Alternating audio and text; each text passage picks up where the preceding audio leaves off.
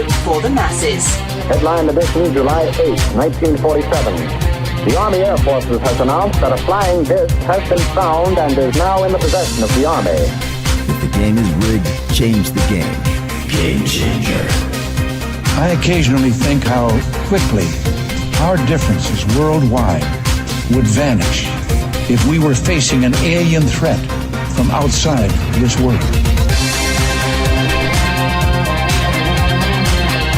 This is Fade to Black with your host, Jimmy Church, on the Game Changer Radio Network and KGRA, the Global Radio Alliance.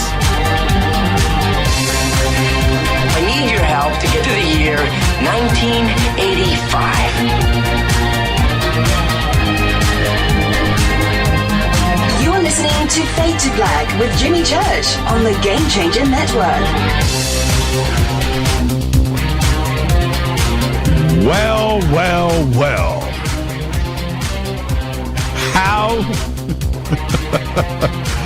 How did we get here? How you doing? It is Monday, October 22nd, 2018. This is Fade to Black. 298 days into the new year. Just 67 days left, man. We've just about wrapped 2018. Pretty incredible. As always, we are live from a bunker somewhere in the middle of beautiful downtown Burbank, California. And I would like to welcome everybody listening all around the world, all across the United States. Hither and thither, to and fro, back and forth, up and down, east and west, north and south, far and near. This is Fade to Black for KJCR, the Game Changer Network, and KGRA, the planet. That's right. I'm your host, Jimmy Church. What is cracking, everybody? How you doing? Well, where do I start? Where do I start? Where do we go? That's right. In case you haven't heard, tonight our guest is Richard Dolan. That's right. And Richard is here to have another open and frank conversation about our community. All of it. So get ready, kids. That's right. I know you want me to say buckle up. Yeah, come on, it's Richard. It's Richard. We're just gonna sit and talk. Drink some coffee and talk. That's what we're gonna do tonight. Richard Dolan is here tomorrow night. Wow, really? Laura Eisenhower is here tomorrow night. She's back with us. Always great when she's here. I miss Laura. So she's going to be with us.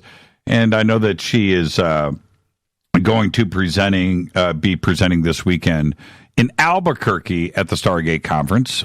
So she is with us tomorrow night. Wednesday night, Nick Redfern is back, and he's going to talk about his new book that was just released and published. We have it here on abductions, and that will be Wednesday night. Thursday night is another Fader night. Open lines all night long. That's right. That's right. Open lines. Man, what a great Fader night we had this past Thursday. Talked about it all weekend. It was so much fun. So anyway, there we go. Okay. Let's get the show cracking. We got a lot to do tonight. And I know that there are a lot of you here, and the thing is this. This is what you want to do, okay? You want to follow me on Twitter. That's the first thing. So get that off of the list. At JChurchRadio. Go and follow me. The Sandbox is hashtag F2B. If you are new to Twitter, then get your Twitter thing going, whatever it is that you want to say about this show tonight. Yeah, you can pop me in there at JChurchRadio. That's fine. Hashtag F2B is where the conversation takes off. Okay, that is the Sandbox. The Fadernauts, the loyal fans of this show over the years, have named it the Sandbox. I'd like to take credit for it. I can't. In fact, I don't even know who did. But somebody named it the Sandbox a long time ago, and that's where it's at. Hashtag F2B. If you have any questions or comments during the show tonight, please use hashtag F2BQ. Everything is up in front of me and live. We have 2 chat rooms. We have one in Spreaker. We have one over at KGRA The Planet.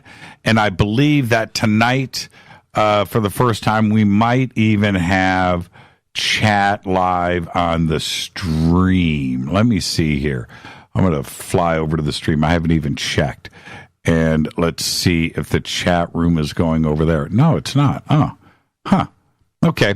All right. I'll see what I can do about that during the break. I don't have time to do that right now. Okay. Man, it's just too much to think about all the time. Tonight, Richard Dolan is here.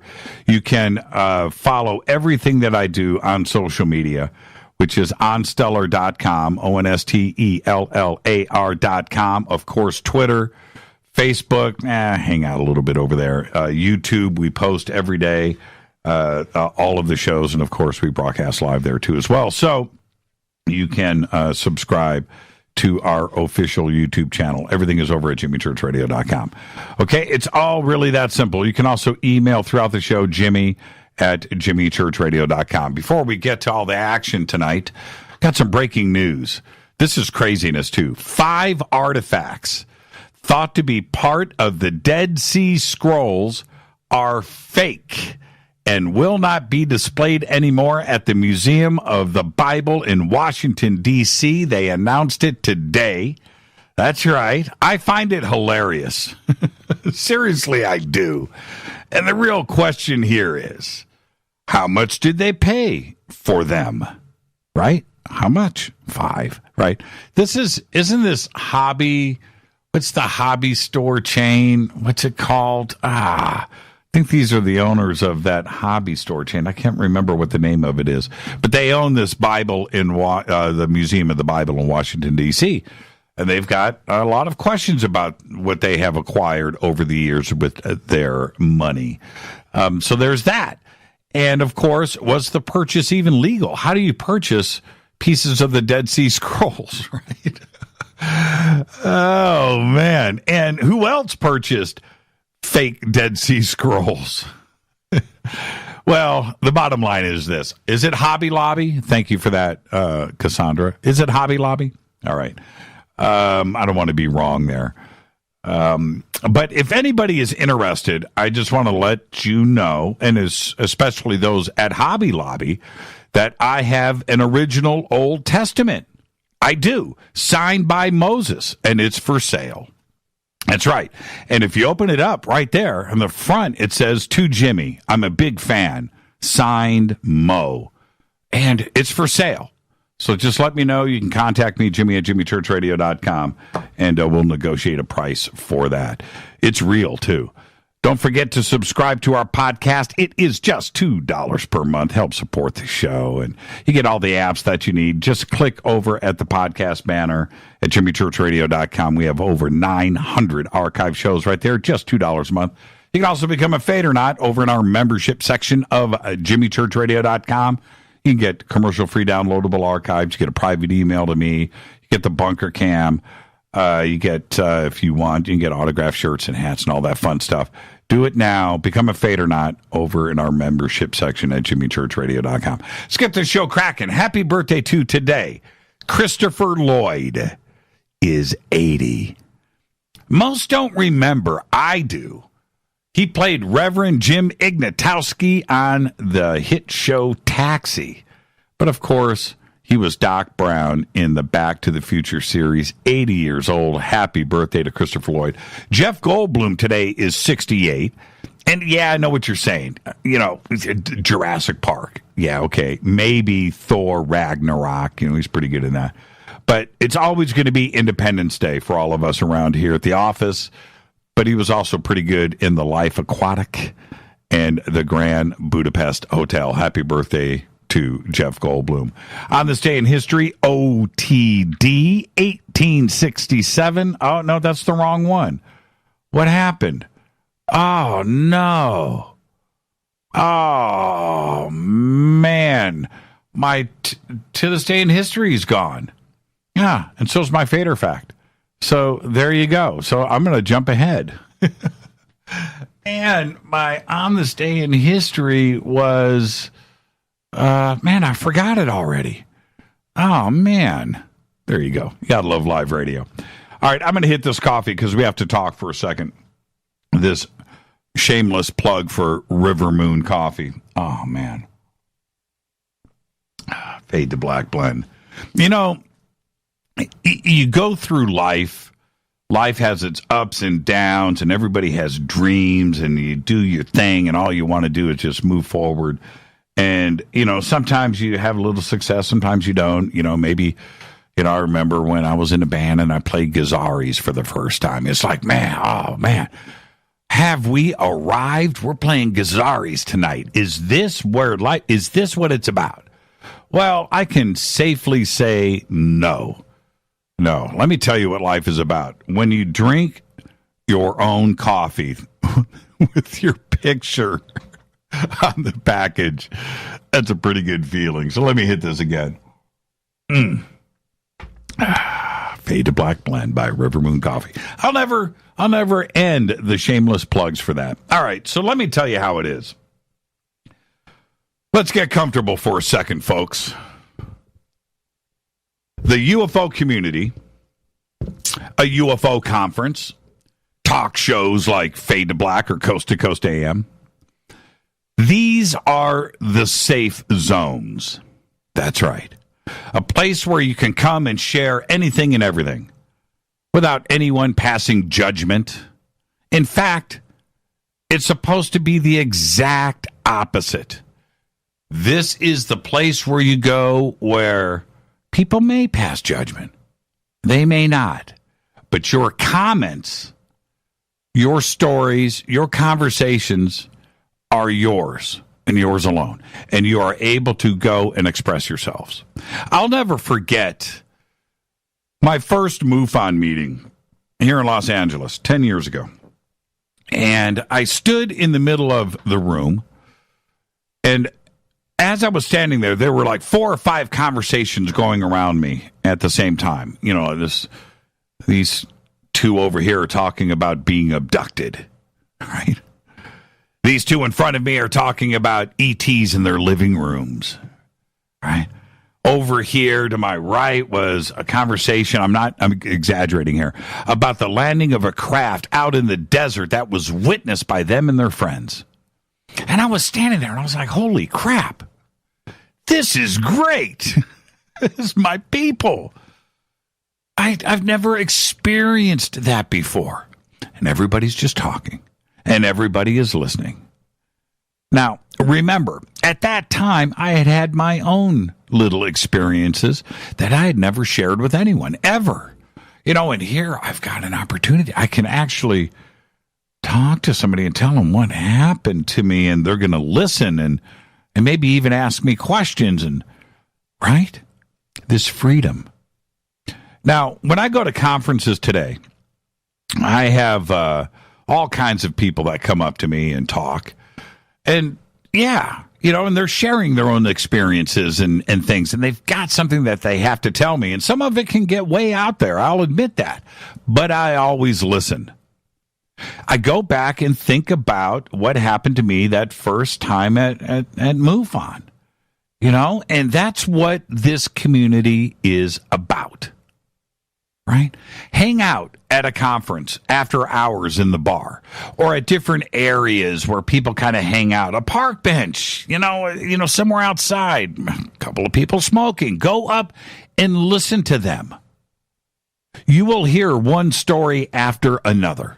And it's fun, and it's cool, and it's open. These are people expressing, you know, and that's what this community is about.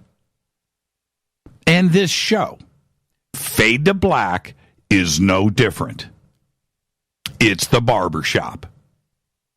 And when you have done as many shows as I have, or taken as many phone calls as I have, or done as many conferences I have, and meet and greets, you learn one beautiful thing about this community, and it's that we listen, we share, we talk. It's what we do.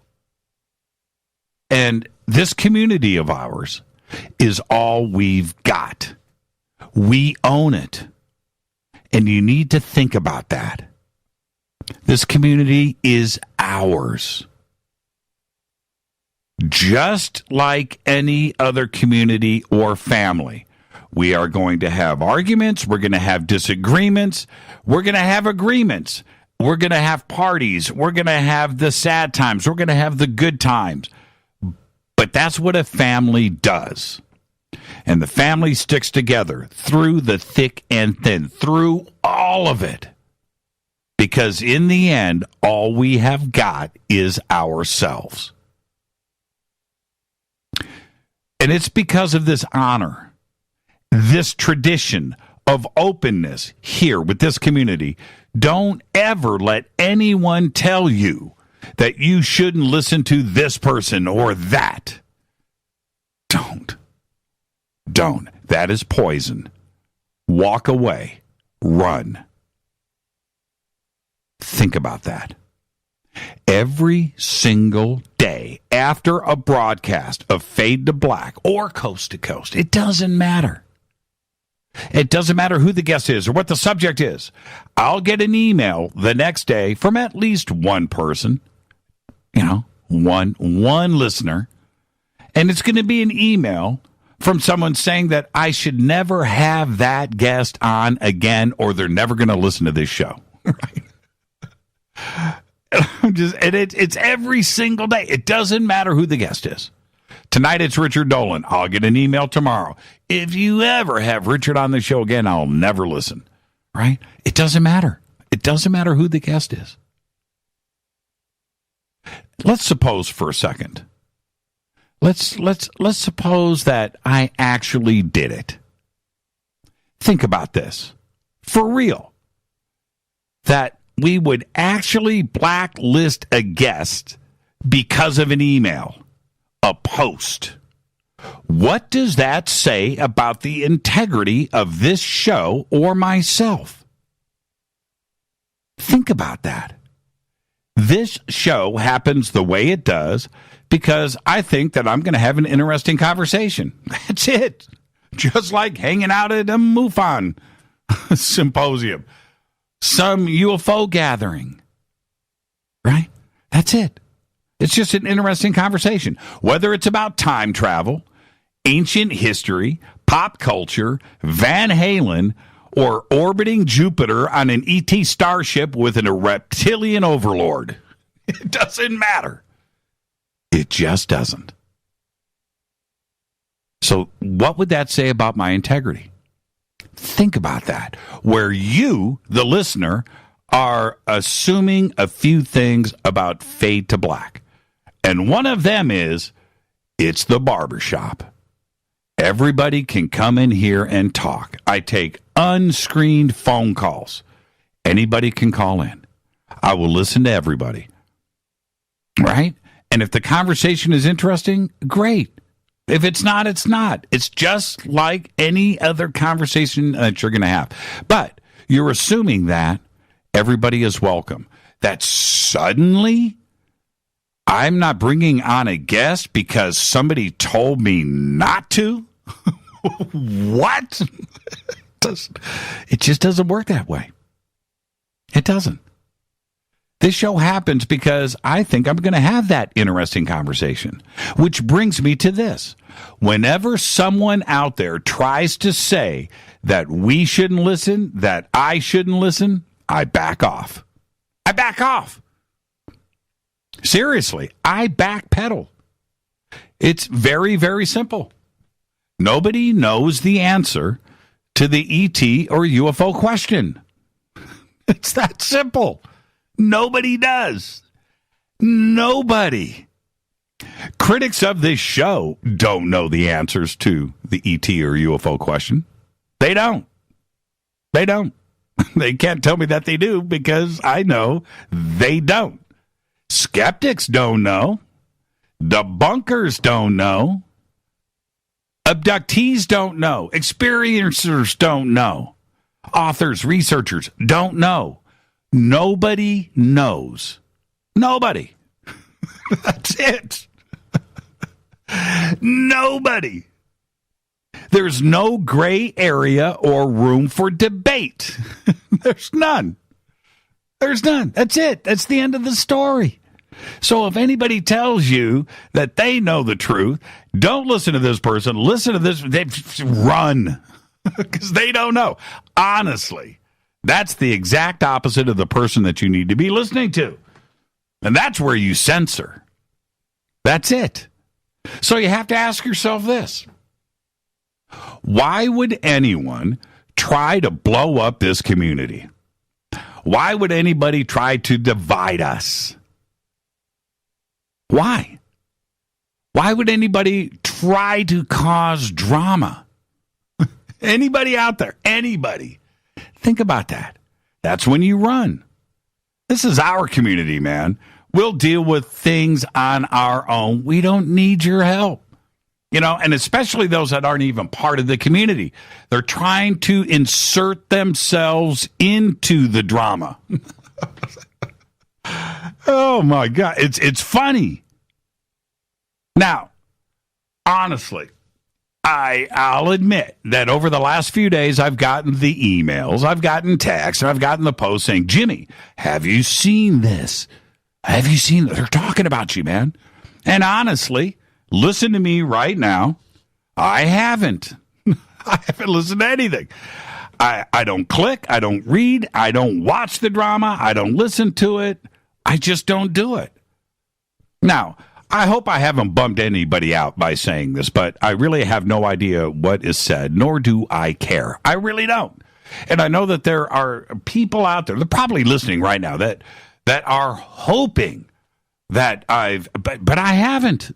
I honestly haven't. So I'm able to sit back and go, no, don't know. Don't know what was said. Didn't watch it. Don't care. I don't. Will it affect Fade to Black? No. Do I change my life today? Oh, my God, they said no. It doesn't. It doesn't change a thing. There is only one reason to mention me or Fade to Black negatively in a video or a post. Honestly, it's to elevate one's own ego. Whoever makes these statements needs to feel important. They need to feel wanted. They need to feel needed. They're needy. They've got an ego that needs to be fed. And they probably want me to react and say their name on the air. And that ain't going to happen because, well, I have no idea what was said or who said it. I don't care. And this is the thing. And here's the most important point. And it's no joke. I don't need to feed my ego by listening to someone else talk about me. Actually, that just sounds kind of gross. So I just don't do it. I don't. You need to think about everything that I just said. What Fade to Black is about, what I am about, it's all the community first. It's always been that way. Sure, I've had questionable guests over the years. Sure, I've had guest phone calls on this show where you have listened to the story, you've listened to the narrative, you listened to the caller talk about their experience, you've listened to me interview somebody that has shared whatever it is that they're going to share, and it may push the envelope of believability. And you are all sitting there waiting for what? You're waiting for that guest or that caller to screw up. You want to see how far they can take it. That's okay. That's part of the sport of it. There's the other part of it. When I have a caller that calls up, when I have a guest that shares an experience that is similar to my own or your own, and they've heard about it on the show and they've heard it discussed before, and now they feel comfortable enough to come in here and share with us. And that's why this show is so cool. That's why it is just amazing. And that's why people will come up to me at a conference, because they know that I will listen. Because it goes right back to those original MUFON meetings where I went and I just had that freedom. That freedom. And I never want to let that go. Discernment is up to you, the audience. Just like back in the day when I used to listen to Coast late at night. I would listen to other alternative things. I would read the books. I enjoyed it. I kept an open mind. Tonight, my guest is Richard Dolan. And it seems that every time Richard is on the show, there's some crazy business about. Tonight is no exception. And it's a good thing, though, because Richard has a way of talking sense into everyone. We all sit up and listen when Richard enters the room. It's the respect. I have introduced Richard at countless conferences. I have sat with Richard privately and had the most amazing conversations, both in person and on the phone. We have a mutual respect for each other.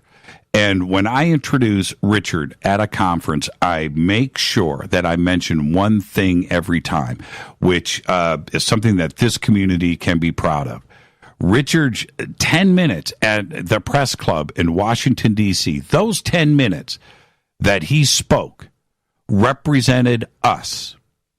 And we can go, and you can go and look at that video and know that this is the man that is representing this community.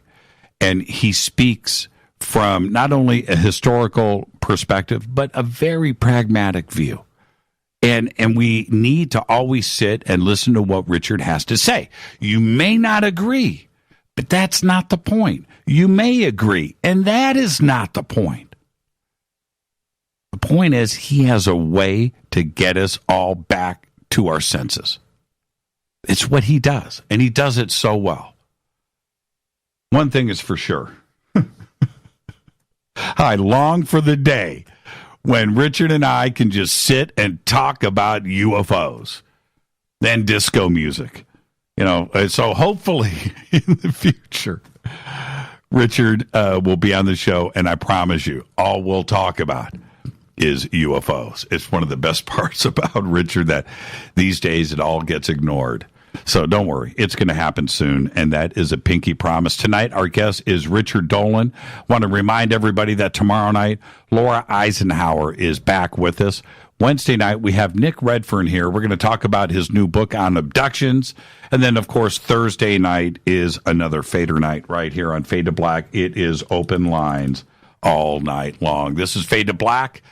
It's going to be one of those nights. I'm looking forward to this. Our guest is Richard Dolan. I'll be back after this short break. I'm your host, Jimmy Church. You can email me right now, Jimmy@jimmychurchradio.com. You can follow me on Twitter at JChurchRadio. You can also follow Richard Dolan at Rich Dolan on Twitter. This is Fade to Black on the Game Changer Network and KGRA, The Planet. I'll be back with our guest, Richard Dolan, after this short break. Stay with us.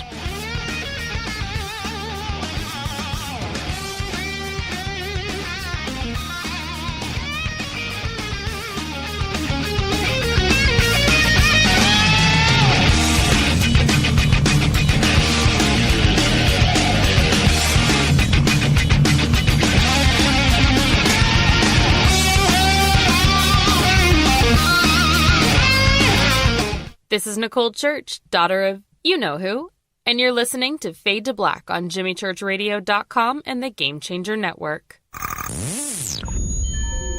You're listening to Jimmy Church, Fade to Black. Fade to Black will now pause for alien identification.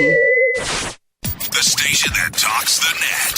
KGRA Radio. When you take the beans from Central America with dashes of Indonesian and African mixed in and then roast it to the dark side of Fade to Black, you create the ultimate brew of fringe. Introducing the Fade to Black blend from River Moon Coffee. Yes, River Moon's darkest customized roast was created for the love of Fade to Black. The alchemy of masterful roasting and smoking the beans is in every sip of this full-bodied, dark Java. I need my coffee dark, deep, with distinct bittersweet chocolate highlights, just like the bunker. Leaning further into the darkness of the roast is Fade to Black blend from River Moon Coffee. Just click on the banner at JimmyChurchRadio.com and use the promo code F2BBLEND for 15% off of your order today. Go Beckley Teppy. This is Jimmy Church of Fade to Black, and you can get our podcast for just $2 per month. All you have to do is click on the podcast banner over at jimmychurchradio.com. Times are changing. The circus of politics, healthcare's low standards and high prices, and let's not forget food quality. What to do? Arm yourself with Life Change Tea at getthetea.com. In a world of chemical imbalance and poor air and water quality, it's time you make a move. Log on to getthetea.com and stock up on organic non-GMO supplements. Don't forget the tea. Cleansing your body never felt so good. And we have a brand new tea called Takedown Tea, which helps support healthy glucose. All natural body support so you can be at your best, naturally. All you have to do is log on to getthetea.com. That's getthetea.com. We're not a fad that comes and goes. We are the real deal. Join us and armor up. Getthetea.com. That's getthetea.com. Changing America's health one tea bag at a time. 9 out of 10 geneticists agree. Fade to Black is not your father's radio show on the Game Changer Radio Network and KGRA, the planet. Do you want to lose weight but have no idea where to begin? The Fast Start Diet, a 3-day weight loss plan, is the answer. 3 days of nutritionally balanced, calorie-restricted meals delivered right to your door. No shopping, no measuring, and no cooking. Everything is prepared for you and ready to eat at home or on the go. The Fast Start Diet has all the amazing benefits of intermittent fasting without starving. We've helped thousands of people who have struggled to reach their weight loss goals. Isn't it time we helped you? With the Fast Start Diet, you'll lose weight and feel great. Find Fast Start Diet on Amazon or go to faststartdiet.com and use promo code TALK to get 10% off your first box. And as a special bonus, Fast Start will include their #1 rated Lipo3 appetite suppressant spray free with your order. This is Jimmy Church. And whatever your diet plans are, do what I did. Go to faststartdiet.com. Hi, this is Rob Reiner from Anvil, and you're listening to JimmyChurchRadio.com.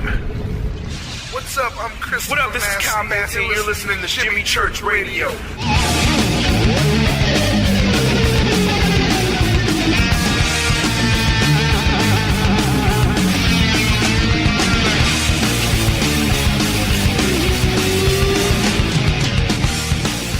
All right, welcome back. Fade to Black. I'm your host, Jimmy Church. You can follow me on Twitter at JChurchRadio.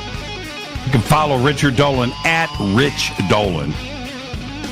I don't know why it's not Richard. I just think he was speed typing. He just got to Rich. Maybe his family calls him Rich. Maybe that's some inside info. But you can follow him at Rich Dolan. Tomorrow night, Laura Eisenhower's here. Wednesday night, Nick Redfern. Thursday night is Fader Night, open lines. Tonight, it's Richard Dolan, one of the world's leading researchers and writers on the subject of UFOs, and believes that they constitute the greatest mystery of our time. Richard completed his graduate work at the University of Rochester, where he studied U.S. Cold War strategy, European history, and international diplomacy. Before that, he studied at Alfred University and Oxford University and had been a finalist for a Rhodes Scholarship. He's the author of UFOs in the National Security State. He co-authored with Bryce Zabel, AD After Disclosure. And, of course, his latest book that I've been talking about for the last 4 years is UFOs and the 21st Century Mind. Of course, he hosts a weekly radio show, The Richard Dolan Show, right here on KGRA. He's a frequent guest with me over at Coast to Coast AM and is currently featured on several television series and documentaries, including Ancient Aliens, Hangar One, the UFO Files, and Close Encounters. And, of course, his Gaia TV series, False Flags. In addition to all of this research, he also has Richard Dolan Press, which he actively publishes innovative books by authors from all around the world. But tonight, we're going to discuss the latest news in our UFO community. We're going to talk about trademarks, publishing, and the media. Maybe get a little TTSA in, maybe some Gaia TV, maybe some recent UFO sightings, and, of course, his next book on false flags. Right now, it's Richard Bleepin' Dolan on Fade to Black. Anything can happen and probably will. Welcome back, Richard. How are you, man? Hello, Mr. Jimmy. I'm glad to be here with you. And Richard, I'm not going to talk to you about false flags tonight, but let me ask you this. What was the last song you listened to today? Oh, caught totally off guard. Yeah, you weren't expecting that, were you? Let's see. I don't think we discoed it up today. Tracy's sitting right here with me. So. Hey, Jimmy. Hey, Trace. So, I think I had classical music, some kind of Bach thing. I'm going to guess it was suites. Very exciting stuff. Everyone wants to hear about Bach's English suites. Go listen and learn. We'll do Donna Summer next time. Oh, somebody tweeted out, that Richard definitely listened to disco today, but he's gonna go the classical route and save himself. That was actually a tweet. Really? And you said that. Yeah. So there you go. You saved yourself. Very astute prediction. Yeah, that was pretty good. Hey, Richard Bleepin' Dolan, are you going to trademark that? Yeah, I'm thinking I'm going to go through some trademark and some significant copyright measures myself to protect my own IP. Okay. I figure it's the only way to go. Yeah, it's fair enough. I'm not going to trademark anything. I think... Yeah. Okay. So let's do that.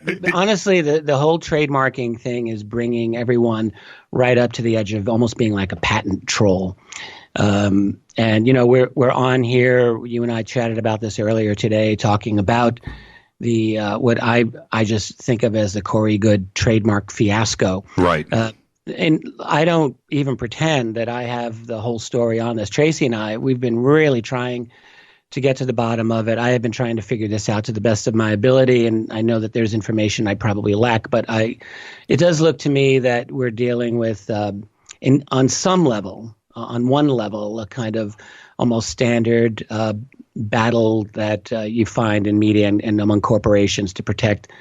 After a nasty breakup, which obviously happened with Corey and David Wilcock with Gaia, over the rights to presumably their shows. Right. I'm guessing they probably are looking at greener pastures somewhere, and they want to be able to, or he wants to be able to maintain certain titles. So I get that, and probably a lot of people get that. But the problem, of course, is first of all, you can't try to stop other people from talking about this subject. That's ridiculous. Secondly, to have the pretense that you have ownership over certain phrases like SSP, and really implied the phrase secret space program in his attorney's letter to Jason Rice not long ago, that certainly is implied. So there's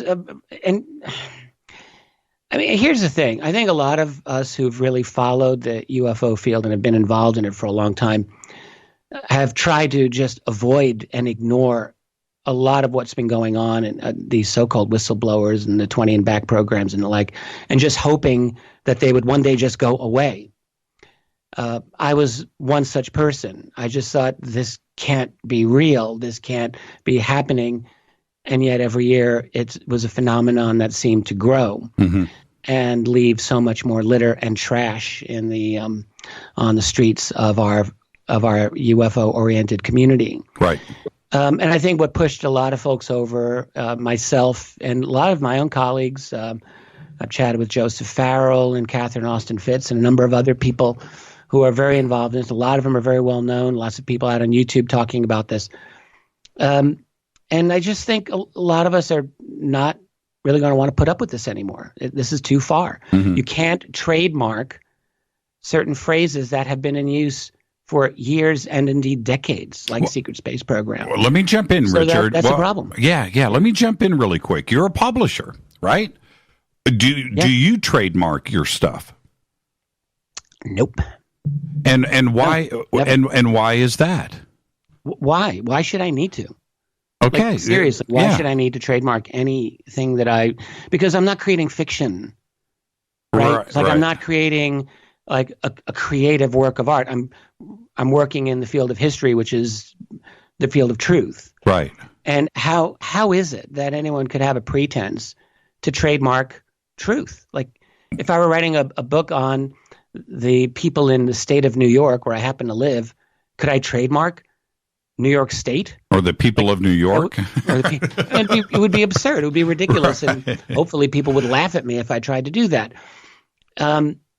the fact that Corey Goode has been trying to trademark Sphere Being Alliance or Blue Avians, that's what I would.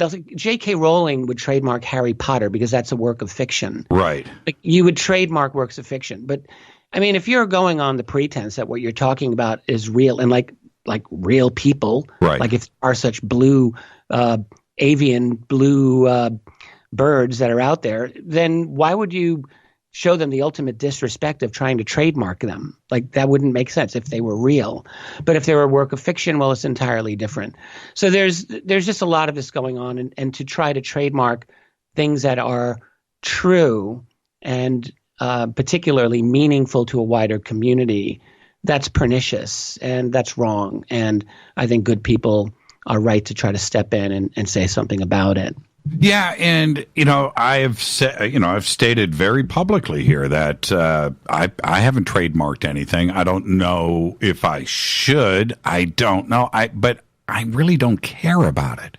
Right? In that it's this is a community that should just be unrestricted. The problem that I have, first off, anybody has the right to go and trademark whatever they want. You, Richard, me, or anybody, if they feel the need to protect themselves. But if you do that, then you shouldn't be critical about anybody else that is making a trademark claim, because then it's a little bit hypocritical. Well, actually, yeah. And when I first heard about this a couple of weeks ago, my initial inclination was to look at it exactly that way, that he's in a war with Gaia. Right. It's all about money. It's all about money. And then those are sordid stories frequently, but nonetheless, that's their business. And if you want to trademark something to protect yourself, okay, I can get that. But when you jump over the line and attempt, there was always, even then, like this subtext that people were wondering about as to, well, yeah, if you trademark something, does that mean you have exclusive rights over certain types of use of it, whether it's monetization or certain types of other uses? And that lurked in the background. And I understand that he has said, no, I'm not trying to do that. But then he goes and does it. Like, he goes and does it to Jason Rice and explicitly using his lawyer, using phrases like SSP and secret space program. And honestly, I have to say this, like, if you need a lawyer, I would not use his lawyer, because that is such a ham-fisted, obvious attempt, like a sledgehammer style of intimidation that would be used at Jason Rice. I just think, are you kidding me? Like, it's like, that can't be a credible legal threat. And indeed, if you read that letter carefully, there isn't really any kind of legal standing that they have. It's just all, like, you are strongly, what is it? You're strongly requested. We're firmly requested to cease and desist. It's like, well, what are you going to do? Use harsh language at me? They didn't really have anything, but the fact that they're trying to is a nasty little thing to do. And it really shows. Well, it shows. Many people are going to say it shows its true colors. I guess I would. This is not. I'm not directly involved, but I somewhat am in that letter and how it was perceived. And for me, look, okay. If you want to trademark something, trademark it. You got T-shirts you want to make. You've got a comic book. You got a movie you're going to do. You got whatever, and you feel the need. That's fine. And not controlling people's conversations, and if people are free, and you want to say that, fine. But then this letter gets sent out and goes public. That letter reads to me that you are telling somebody that if they come on this show, they can't talk about things that you don't want them to talk about, and that is censorship. And I that letter rubbed me the wrong way. I mean, it should. I mean, that letter is one more symptom of a much more generalized sickness in our society, and it goes well beyond the UFO field. This is very widespread, and it is in attack in many ways on the range of what people can say in public. And I think what's happened over 20 years, we've been beaten down more and more by don't say this, don't do that, don't think that, or you're a bad person, can't say this. And we've gone into this point in our society where we just kind of like, we shrug our shoulders. I guess I can't say that. And so I think if this tactic had been tried 20 plus years ago, we would have laughed it out of existence, like it could never have been conceived. Right. But the fact that it can be conceived today and attempted, is just a sign of a broader sickness that we have in our society. But no, this is a really bad thing. And aside from that, I mean, I don't really even. It's almost bothersome to talk about this because, in my view, the UFO subject is serious. And when and the secret space program itself is something that's very serious and meaningful. And I just have to say this, and in fact, I've mentioned this with you previously on prior shows that we have done together over the years, and I don't know for an absolute fact that this is the case with Corey Goode or other people who've claimed to be whistleblowers in a secret space program, but I will say that over the long history of the UFO phenomenon, there has been a great deal of infiltration of this subject, of this field, by the U.S. intelligence community. It's happened. There's been, I was looking into this just recently for some of the broadcasts that I've been doing, and back in the 1950s, you had contactees like George Van Tassel and George Adamski and Howard Menger and Truman Bethoram and George Hunt Williamson, all of whom appear to have had different types of connections to the U.S. intelligence community, whether FBI or maybe even in the case of Adamski, suspected CIA. And this isn't proven, but there are indications. And I bring this up because many researchers have concluded that at least some of those contactees, I met with people from Venus and I have this message for humanity and so on, were brought in order to discredit the genuine phenomenon itself.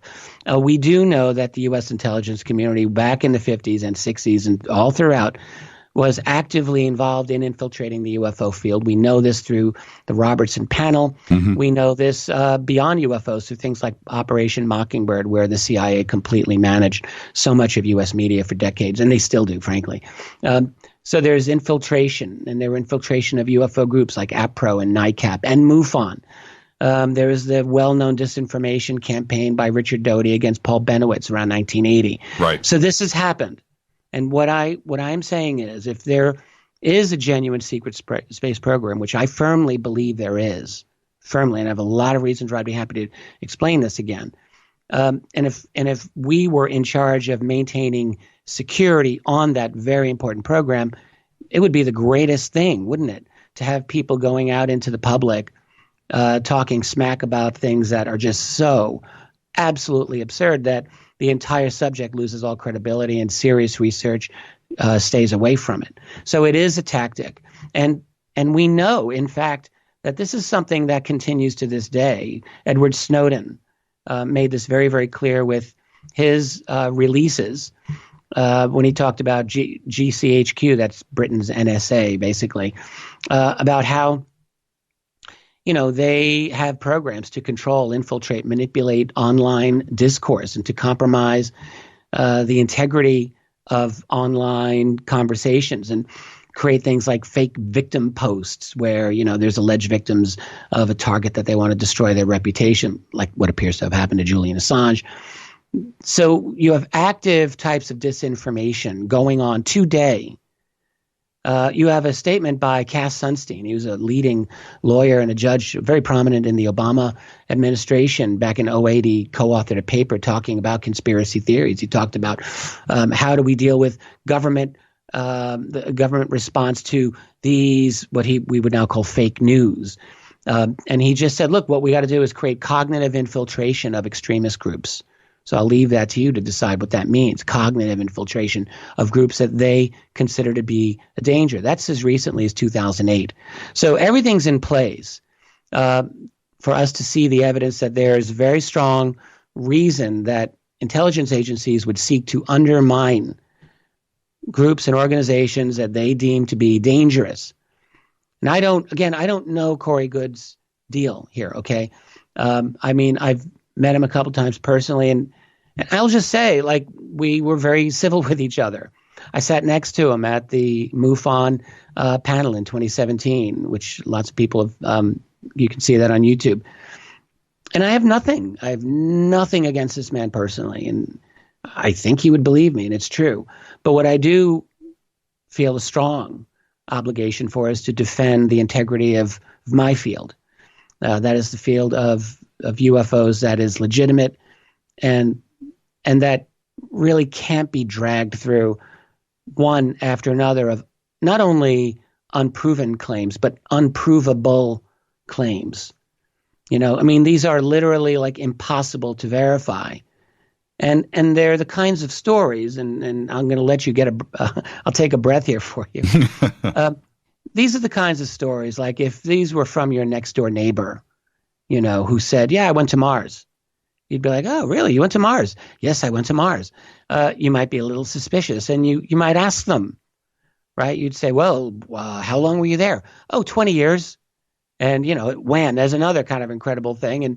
And then you'd say, well, people must have missed you. Or do you have any documentation? No documentation. Well, did people miss you? No one missed me, because at the end of my 20 years, I came right back to my house and no one knew I left the house at all. And you would think my next door neighbor's crazy. Like, you would think that. Anyone would think that. But there's a very, very odd phenomenon, I believe, that happens in our society when you get such a person, you put them in front of 500 or 1,000 people in hushed tones where they're practically revered, and a different mindset happens. And it's a kind of hypnotism.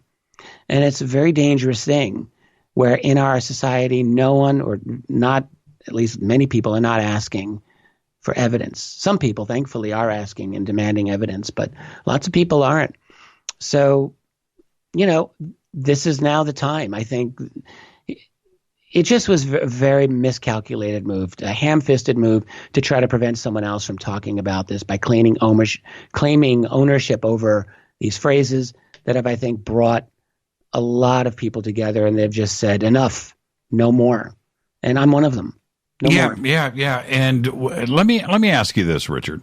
And this isn't in defense of or even a negative approach to any of this, because of my past guest on this show, and that most are friends of yours too as well. So I'm not making anything definitive by saying this, but let's say that we have you and I are sitting at a conference, and somebody comes up and sits down that you and I know, and they're telling us about their abduction experience, where a craft landed in their backyard. They went out, they took off in the craft, and they were probed, and eyes were cut into, whatever, implants. Right. They had their experience. They come back and they sit down and they share this with us, and you and I are sitting there. Do you call BS at that moment to that person's face? No, never. Okay, no. Let me ask Absolutely you. Absolutely not. And so, but hold on. Yeah. This is where, because I've had my own experiences too. And when I have my experiences, that as crazy as they are, and somebody talks about going on a craft, or and experiencing communication and a close encounter of the third or fourth kind, how is that any difference in how we listen to them if they don't have the evidence that everybody wants to scream for? How is it different with Corey or Andy Bishago or Randy Kramer or anybody else that we're going to listen to? In that, I think it's a very good point that you raised, and I'm glad that you did. I mean, there's a great deal of nuance and gray area when you talk about people who've come forward with their experiences, and I just personally want folks to know if they hear me and sometimes they think, "Wow, he's coming down very hard against experiencers." Not true. Like, not true at all. I have spoken to and interviewed hundreds of individuals who've had very, very troubling and interesting and amazing experiences with what appear to be other beings that are not human. A lot of these people, I would say most, I find credible, but there's differences. All right, so with most of these people, I mean, I cannot prove their experiences. That is true. But that's not the same as saying that everyone's unprovable experiences are therefore equal, because I don't agree with that. There are other ways of judging it. So, for example, someone can come up to me at a conference, for example, and I don't know them from Adam, and they live a life pretty much in anonymity, and they come up to me and they say, look, I don't really want attention. I respect what you do, and this is something that happened to me X number of years ago. And they're not asking for anything. All right, so that carries a certain amount of weight to me. Sure, it does. And there's just the fact of how does human judgment work? This isn't a science. There's not a math equation that's in place for me or for anyone, I would think, where they say, they have the gavel and they say real or not real and so forth. It doesn't work like that. It's true. However, in the case of these whistleblowers, all right, so if you're going to make a claim that you went to Mars, let's say, all right, it may be the case that you can't prove that you went to Mars, right? I can understand that. So can you give us something else? Can you throw us a bone? Don't give me New Age ideology and platitudes, please. Mm-hmm. Don't give me any of that. Could you please, however, give me something that I can genuinely work with that is in any remote way verifiable and that doesn't reek of self-glorification and this type of thing that's happened. And also, I think I wasn't necessarily going to bring this up, but the Corey Goode and the Project Avalon server data situation is something that I think is a significant element here. And what is a fact is that, his Corey Goode was an active member of Project Avalon. And I know Bill Ryan, Bill Ryan, mm-hmm. who runs Avalon and has run it for years. Avalon is an amazing forum where very, very engaged individuals in this subject talk about pretty much every element of the subject under the sun, including Mars, including Antarctica, and all the other things that are out on the fringe, even for ufology. And what they were able to do is, because if you go to their site, they've got your IP. That's legal. They're able to do that. And they were able to do a data search on their forum server using the IP addresses that Corey Goode used most frequently from 2010 right up to 2014, and actually even beyond that. Now, it wasn't until September of 2014 that Corey Goode was interviewed by a woman named Christine Anderson and claimed to have sudden recent recall of his memories. But it is the fact that for 4 solid years before that, his file contained 6,539 entries or threads, basically, where he, from my point of view, looked like he was data mining the Project Avalon server data, looking up stuff that was written by like Michael Salla, Laura Eisenhower, myself, and many other people mm-hmm. on these things. And for 4 years, you're going into this intensely, and then suddenly, boom, you remember that you too had such experiences. Now, that doesn't even by itself prove that he went in and just stole everyone else's information, but it is very suspicious. It's very suspicious. So when you have that kind of a background, and then you go in and claim ownership over those very phrases that had been in existence for years before, I mean, how can you not be surprised when people kick back and just say, are you kidding? Like, what is wrong with you that you think you can do that? So there's a lot of problems here. And so for those reasons, I'm going to call BS on what he has to say. Mm. And that's it. I'm not the only one. I think there's lots of people. There is a genuine secret space program, but there's no evidence that it's the 20 and back program. And just because other people come out and say that they did the same thing, sorry, but you know what? No sale. That's not evidence. When people say, oh, well, so-and-so also says the same thing, like, how is that evidence? When people are just copying and pasting variations of the story. If someone wanted to go into this field and lay waste with disinformation, how long would it take them to study up on all of the themes that are in this field and come up with their own unprovable, self-glorifying story? Well, I can answer that. Apparently, it wouldn't be that difficult. No, it's not that difficult. A couple of years on Project Avalon, and you go to school and you get a degree. So there you go. Let's take a break right here, Richard, and we'll pick up right where we left off when we come back. And I've got something else Richard should trademark. What that is, I'll tell you when we come back. Richard, stay right there. Yes, sir. Richard Dolan, Fade to Black, me, it doesn't get any better. I'll be right back after this short break. Stay with us.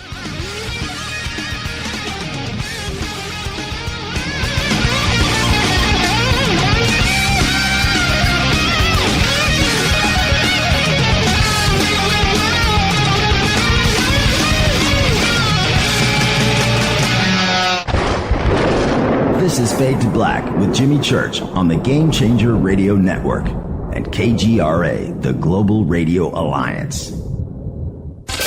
This is KGRA Digital Broadcasting Station, Salt Lake City, Utah, Van Buren, Arkansas. Folks, this is very important information. What's to be said about CBD? AncientLifeOil.com. Our CBD is made from hemp and has 0.003 THC, which means this wonderful product won't get you high, no matter what amount you take. What does CBD do for the body?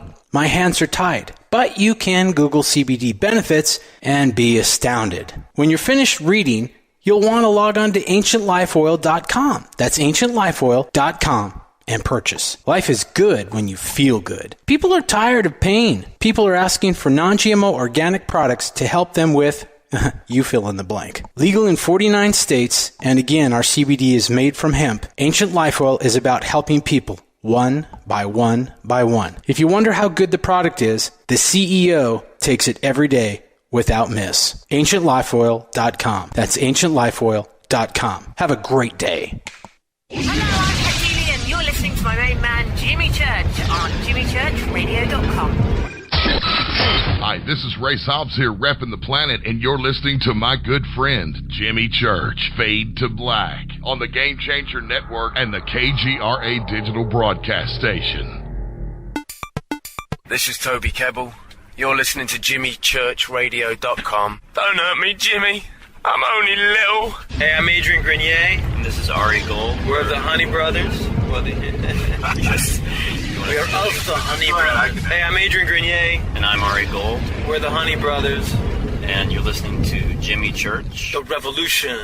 Reclaim your active lifestyle with Angioprim. Angioprim is the original liquid oral chelation supplement. Chelation helps remove toxins, heavy metals, and cholesterol in your veins and arteries that can cause blockages. Scientific research proves the active ingredient in Angioprim has superior oral chelation action that helps promote cardiovascular health. Find out more. Go to angioprim.com. Talk to a trained consultant by calling Angioprim toll-free 877-882-7221. This is Jimmy Church of Fade to Black, and you can become an official Fadernaut by just going to our membership section at jimmychurchradio.com. Hey, it's Grace. Can we talk about something serious for a minute? Your age. Getting old has its perks. But remember, being a few years younger, you know, your hair was thicker, you didn't have so many wrinkles, that extra weight wasn't haunting you, and you just felt better. Well, we can't turn back the clocks and go back 10 or 15 years, but you can start feeling and looking 10 or 15 years younger with Nature's Youth RSF. It's a doctor-formulated daily supplement that helps your body maintain its peak performance and fight the aging process. Imagine sleeping better, looking better, and feeling better. See how Nature's Youth RSF has helped thousands of people just like you at nature'syouth.com. nature'syouth.com. Imagine how it will feel when your family and friends are asking you what you did to look so good. Your secret will be Nature's Youth RSF. It's time to start looking better and feeling better. Learn more and order your Nature's Youth RSF at nature'syouth.com. That's nature'syouth.com. That's nature'syouth.com. Hello, this is Serena Wright Taylor from Conscious Life Expo, and you're listening to Fade to Black with Jimmy Church, who holds the Lucky Pony record for the best astrological chart since 1963. True story. This is Micah Hanks of the Gralien Report, and you're listening to Jimmy Church on Fade to Black, across the globe on the Game Changer Radio Network and the one and only KGRA Radio, The Planet.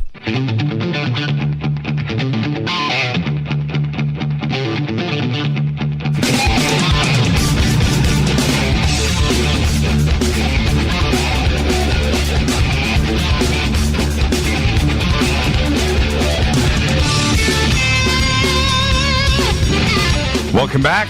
Fade to Black. I am your host, Jimmy Church. Cough button.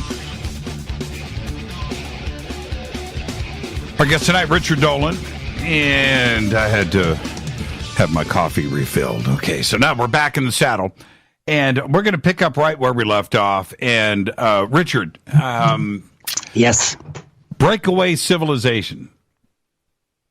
Shouldn't you trademark that? No, I don't think so. Absolutely, I don't think so. It was an interesting concept that I coined and developed. But here's the thing. You know what? Other people have taken that idea and made some very, very interesting conceptual breakthroughs on their own, totally independent of me. My friend and colleague, Joseph P. Farrell, has done that. He's written an entire book with Breakaway Civilization in the title. My attitude is excellent. Good for Joseph. Okay, what about... Because I don't own the idea. I mean, I developed the idea, but I don't own it. Like, it's not my property. Okay, well, then... and if other people come along and do better work or more sophisticated work with it, then thank goodness. Like, that's what we want. Okay, well, at the next Contact in the Desert, I'm going to let you know our booths are next to each other. And at our booth, I am going to be selling Breakaway Civilization T-shirts.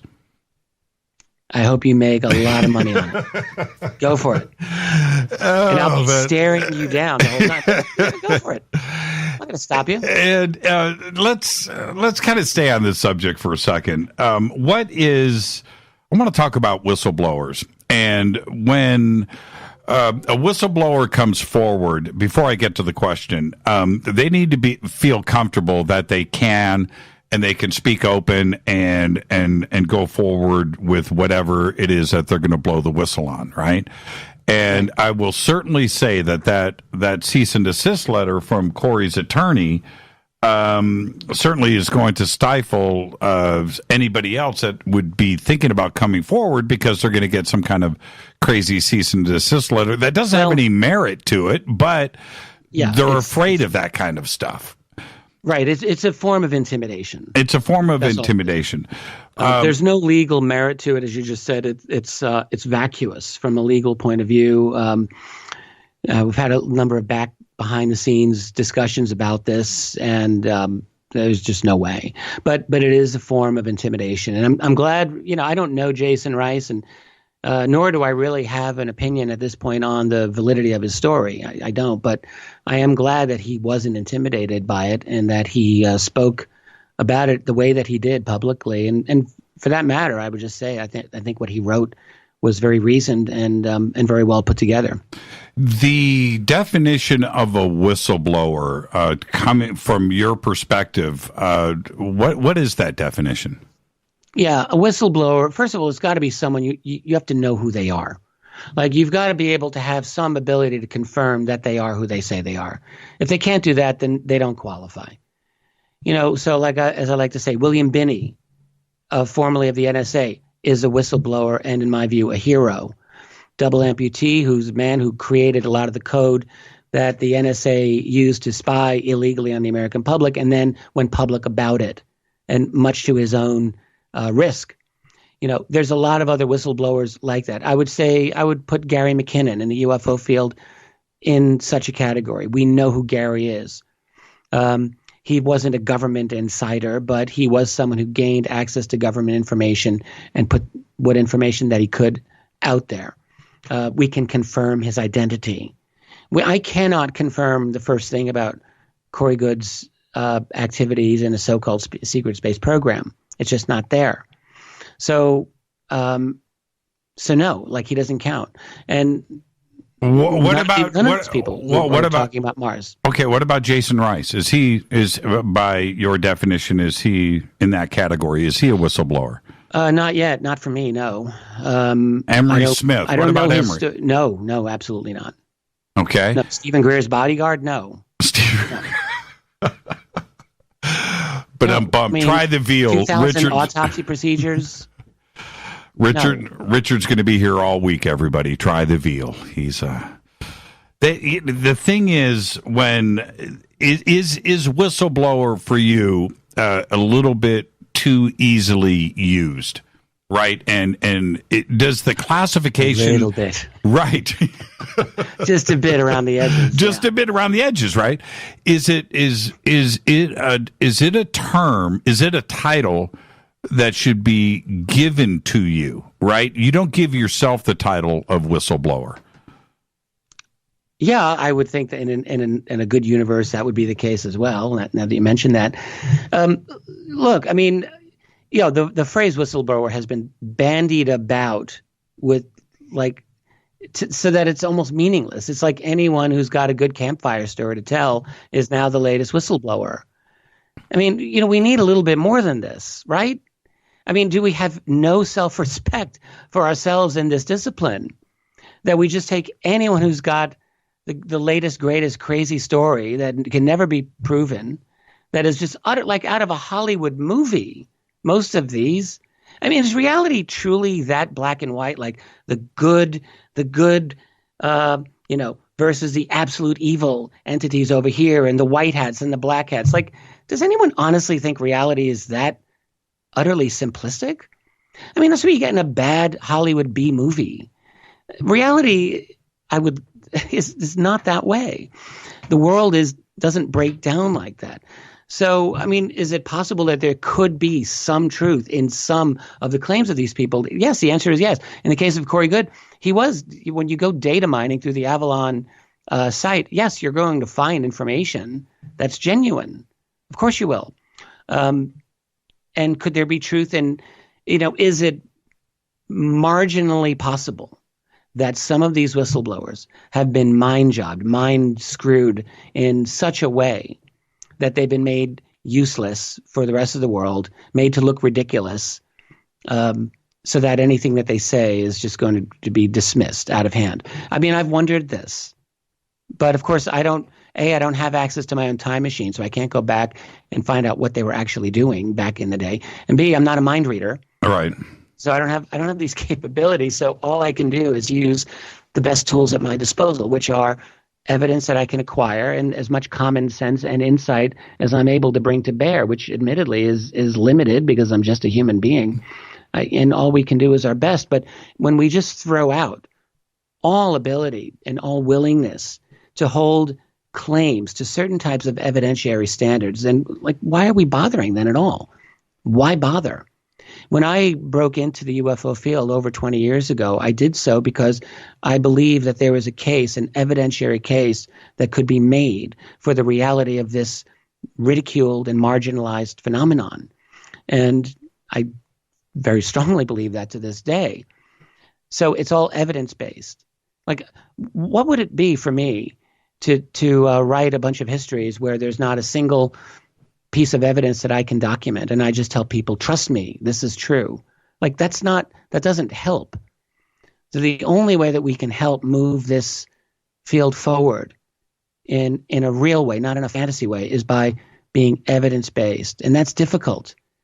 In the old TV show, what was it, Law and Order, where they would have a case that they knew that this guy did the crime. And then the defense attorney would say, well, that's not admissible, Jack, and they would do their best to try to get admissible evidence. That's our world. You can't just toss out anything because you think it sounds right. We have rules of evidence. We ought to have standards that we apply so that we have a common language of how to move forward in this field. Anyone can make a claim. But not everyone can back that claim up with evidence. And if you can't, then no. In the case of genuine whistleblowers, they're able to provide tangible, actual evidence and departments that other journalists and investigators can then dig into and find. They can find it. Richard, if what do we do? If you can't find it, then you got to wonder what's going on here. Yeah, and this is okay. And this is a very fascinating aspect of this, which is you and I, we're at a conference. Pick one; it doesn't matter. And I introduce, Corey. There's 500, 600, 700 people there for Corey. The line goes down the hall, right? And then across the hall, there is somebody else that is speaking about their UFO research across the hall to 20 people, right? And here you are watching me introduce, you're there, right? You're there, and you watch me do this introduction. You have this packed room that is there resonating with Corey, but yet across the hall, there are 20 people that are listening to somebody else's research that is just equally as important. But why do we have this difference? It is as polarized. I don't understand it. I do. It's market and demand. So there are certain markets that are very, very hungry for certain types of information, and there's always going to be someone willing to fill that market need. There's a great hunger among many people who are interested in the UFO subject for solid answers and for fascinating insider claims, and because we all know that there's secrecy, we all know there's a cover-up, and so there's lots of people out there who hunger for that kind of certainty. They want that, and then when somebody comes along and offering that certainty, or seemingly offering that certainty, yes, absolutely, many people will gravitate to it. And here's the thing: I don't even begrudge someone if they speak to a packed house, 1,000 people or more. That is fine. I'm a great believer in free enterprise, capitalistic, make your money the way you want to make your money. I absolutely am a believer in that, and I think it's made this Western civilization such a powerhouse and a fount of creativity and innovation. So I think it's wonderful. And even if someone wants to make their money in less than ethical ways, well, if they're not actually actively harming someone else, well, let the buyer beware. Mm-hmm. But what I would say is that in an area where I am trying and other people are trying to help this marginalized, important subject gain credibility so that we can have an intelligent public conversation about it, which we desperately need. All right. Then yes, I too am allowed to state my issues and my problems with that type of a presentation. And that's really all that it is. If these types of arguments were simply on the margin and no one was listening, well, I wouldn't care either. It's there's always cranks out there. But this has become actually a very, very significant part of the UFO field. And I just want to say this to you, you've often talked about, the need for unity in the UFO community. And I understand that, but can you or anyone think of anything more disruptive to the UFO community than the intrusion of Corey Goode and his claims over the past 4 years? I can't. I cannot think of a single thing that has actually been more divisive, more disruptive, more distracting than that. So there's a problem here. There's a problem in that it has successfully caused such a chasm.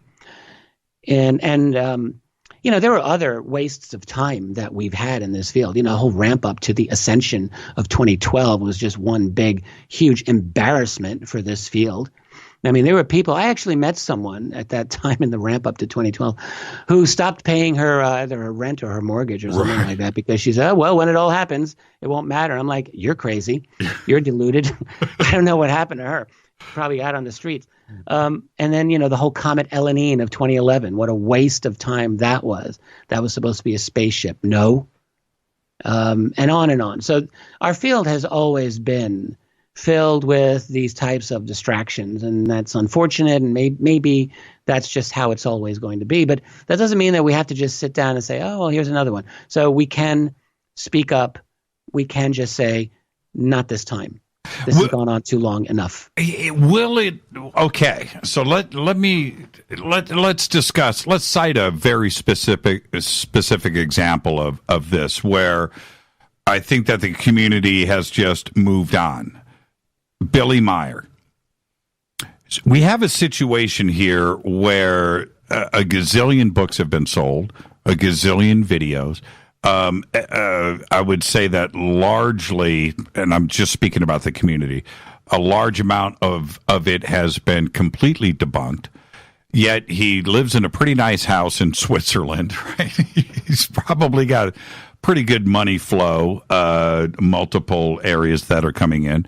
But the community has moved on. And the subject, it's just like a big whatever thing when it comes to Billy Meyer. Is that the same thing that would happen over and over again? Look at, we can bring up William Moore or other things that have very dark things in our past. You know about the Roswell slides and that fiasco in Mexico City. Is this community able to just rebound and move on, and next year all of this is past tense? Yes, no, we can always move on. The fortunate thing is that the UFO subject remains the great constant in this, and it's the thing that we can all come back to. Mm-hmm. The things that you mentioned, one of which I was associated with, the whole Roswell slide debacle. They're all different. Like the Billy Meyer thing's a little different, and some of these others, the William Moore thing, are a little different. But they're all they were various crises, some big, some little, that the UFO research community faced. And actually, it's really true that in every one of those cases, there were the apocalypse people who said, this is the end of ufology. And, they're saying it now, too, I think, some of them with Corey Goode.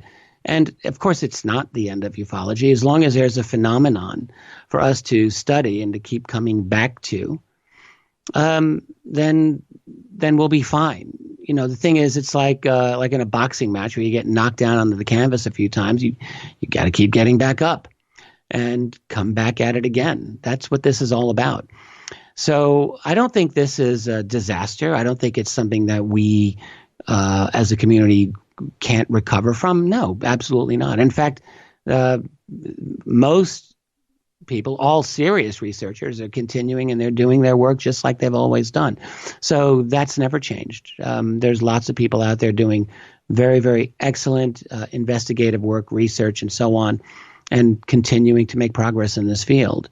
So that's the good thing. And that's where I think, we're all best served. But the emotionally unsatisfying aspect of that, at least for some people, is that those answers are not always quite as definitive as the answers that are provided by people who claim that they've had these incredible, Hollywood adventures on other planets.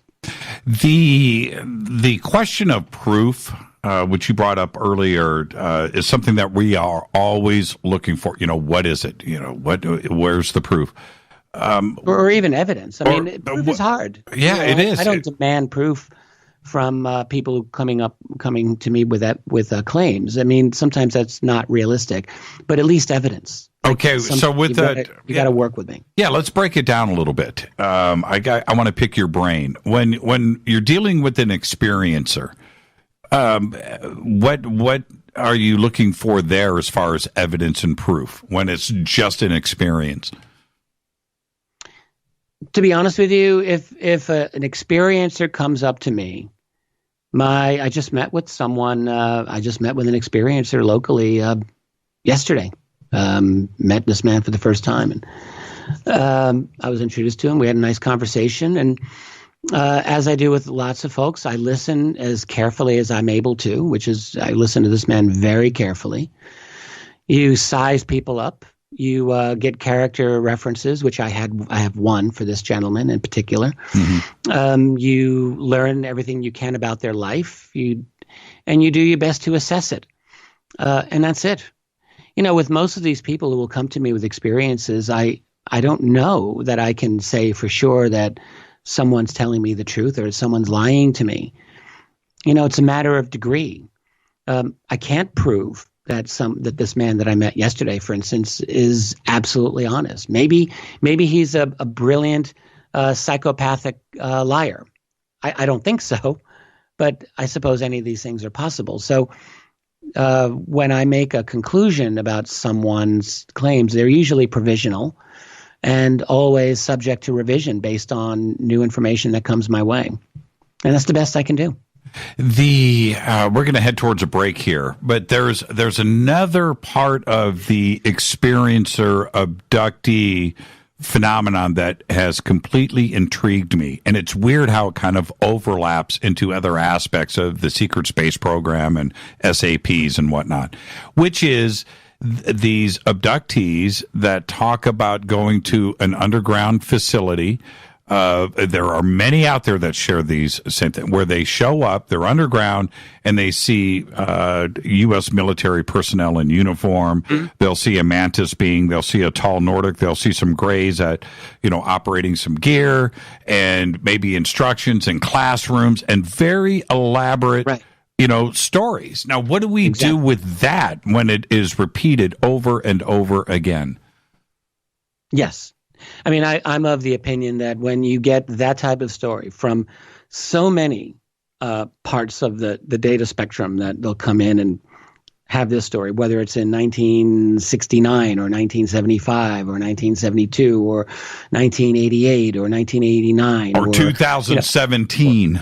Right. When they continually come, and if we can be careful with at least doing our level best with trying to legitimately get that information out of an individual, then yes, I think, and there is a very consistent story that a lot of these folks are saying, whether it's about military abductions or abductions by non-humans, whether aliens or alien-human hybrids and the like.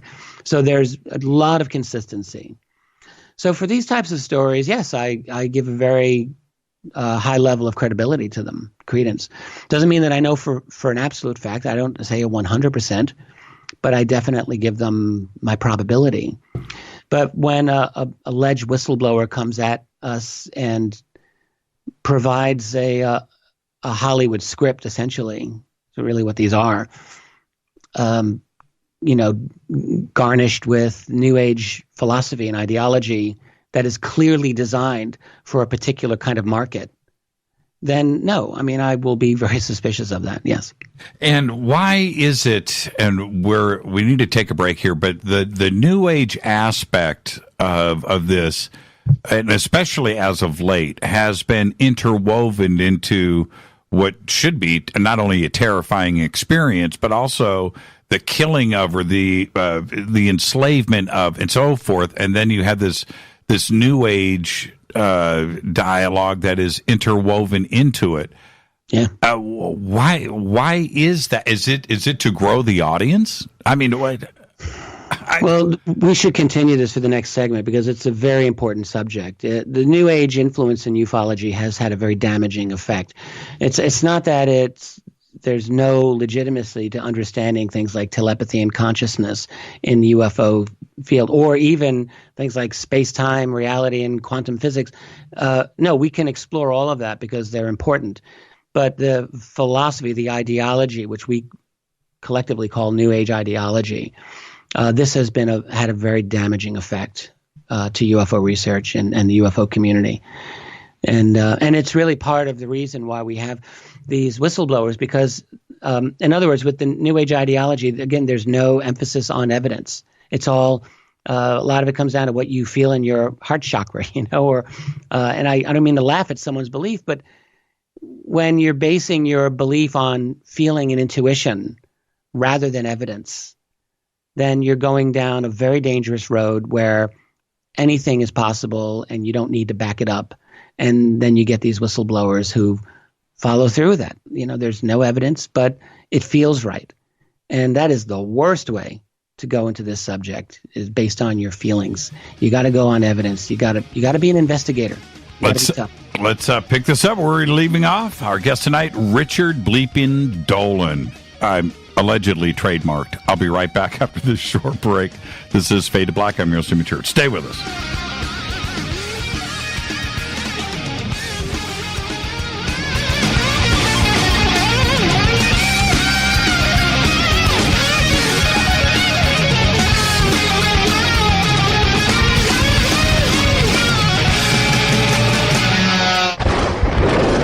This is Fade to Black with Jimmy Church on the Game Changer Radio Network and KGRA, the Global Radio Alliance.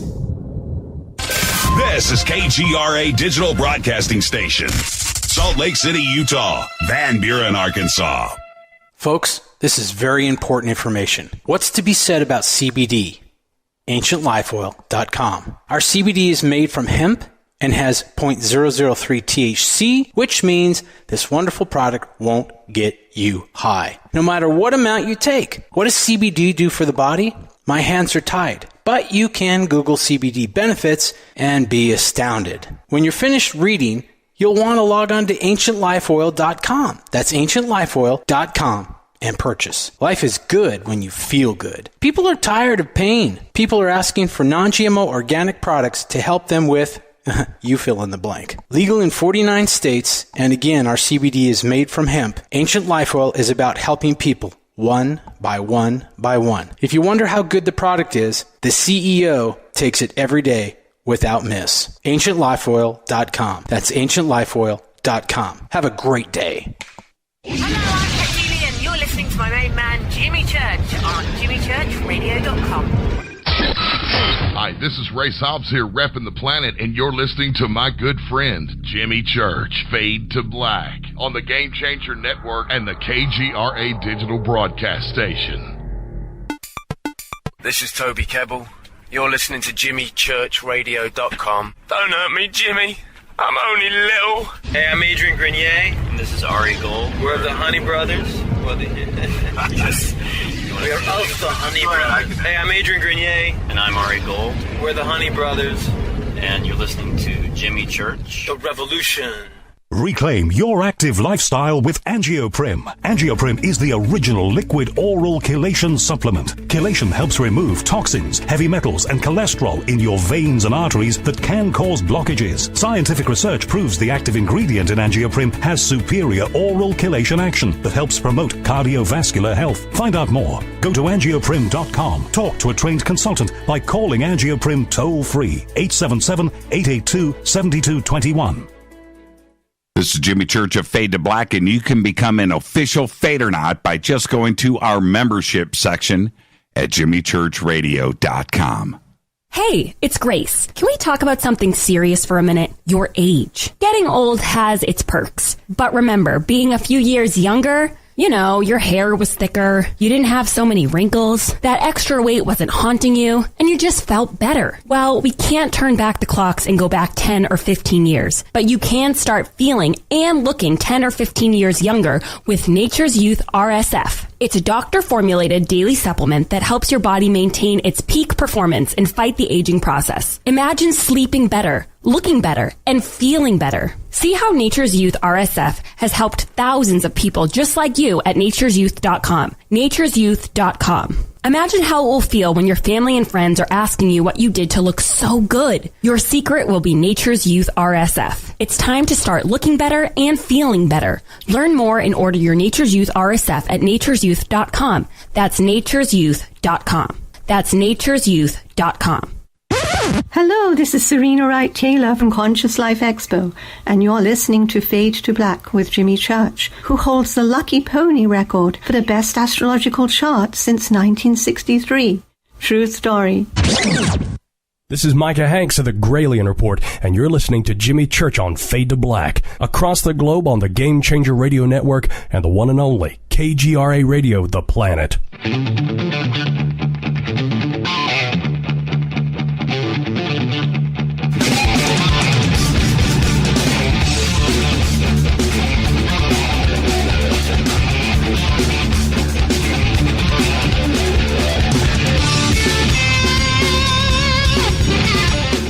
Welcome back, Fade to Black. I am your host, Jimmy Church.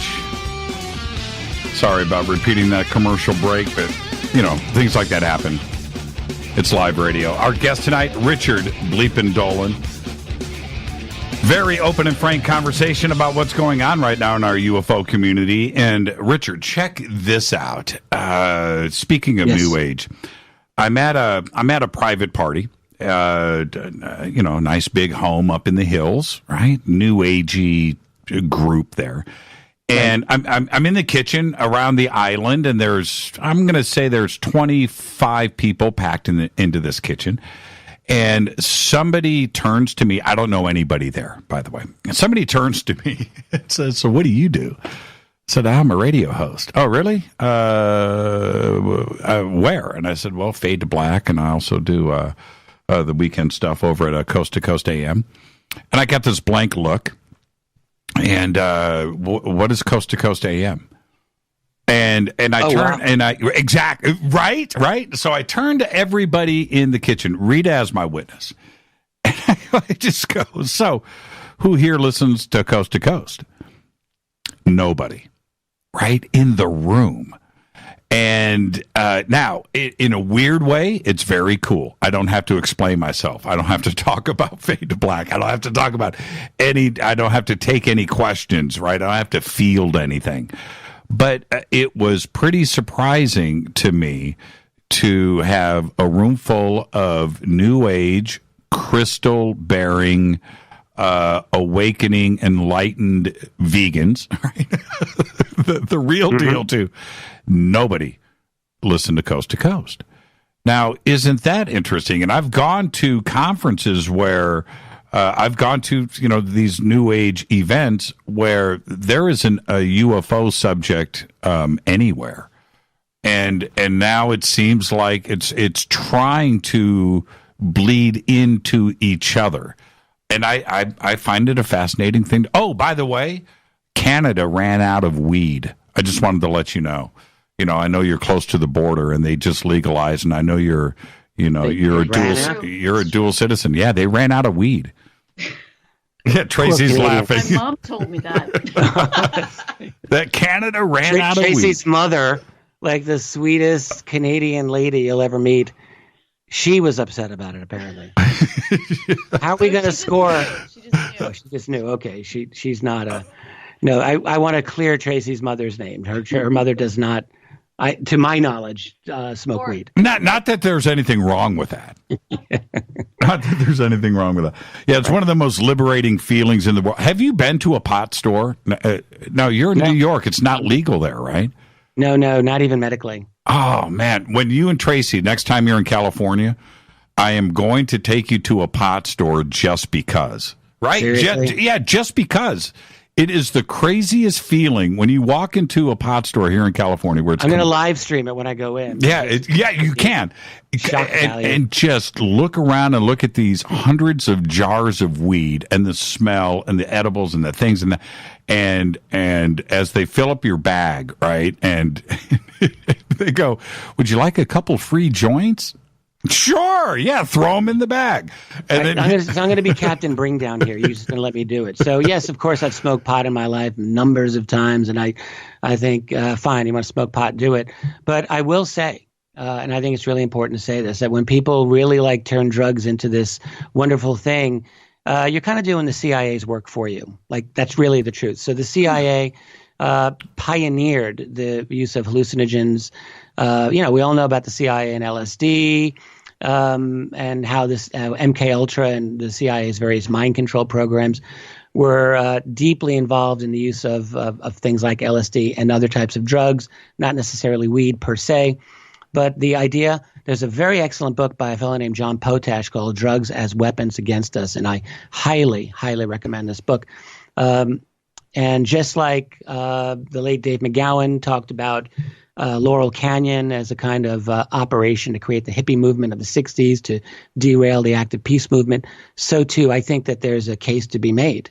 And I think people really need to understand that the proliferation of recreational drugs is something that is used against us because, yeah, it's fun, it's nice. You can have, it's like, having a drink or you want to get a little high, fine, but it takes you off your game. And the more people do it, the more off their game they are. And the next thing you know, your life has gone by. So I'm just going to say that. There you go. It reminds me of over. I know, right? It reminds me of an episode. I think it was Saturday Night Live. I could be wrong. It might have been a movie. But it's just like, okay, go ahead, smoke the weed. Go ahead, get all complacent. The next thing you know, China's invading the United States. They're going to catch us off guard. Right. I want to say one other thing, by the way. I over a decade ago, I was on the phone with Catherine Austin Fitz, and we were talking about finance and money, and she's taught me so much about that, and I still can't keep up with her. But I was on one of my bitch fests that I often will do, my rants, and we were talking about drugs. And I was just saying, damn it, they should just legalize all the drugs. I'm just sick of this criminalization of drugs. And she said, well, that's fine, Richard, but you realize that would cause a banking failure like the next day. And I said, okay, stop right there. Let's talk about this. And her point was very logical. She said, well, let's just say you're a Mexican drug lord and you're trying to run $100 million through the Chase Bank of New York, which actually did happen back in, I think, 01, 02. It was Raul Salinas, the brother of the former president of Mexico, and it was Daniel Salinas. Anyway, his $114 million of his was stopped going from Mexico through the Chase Bank of New York. And Chase was obviously embarrassed, and they had their talking head out there saying, well, this is a highly irregular transfer. Fortunately, we have procedures in place to catch these things. Of course, I'm thinking Raul Salinas was not some idiot. Obviously, he had good reason to think his money would be able to go through and to be laundered properly. And this time he got caught. Probably someone ratted it out, and they're probably dead. But the point is, Catherine said, drugs are so unbelievably profitable.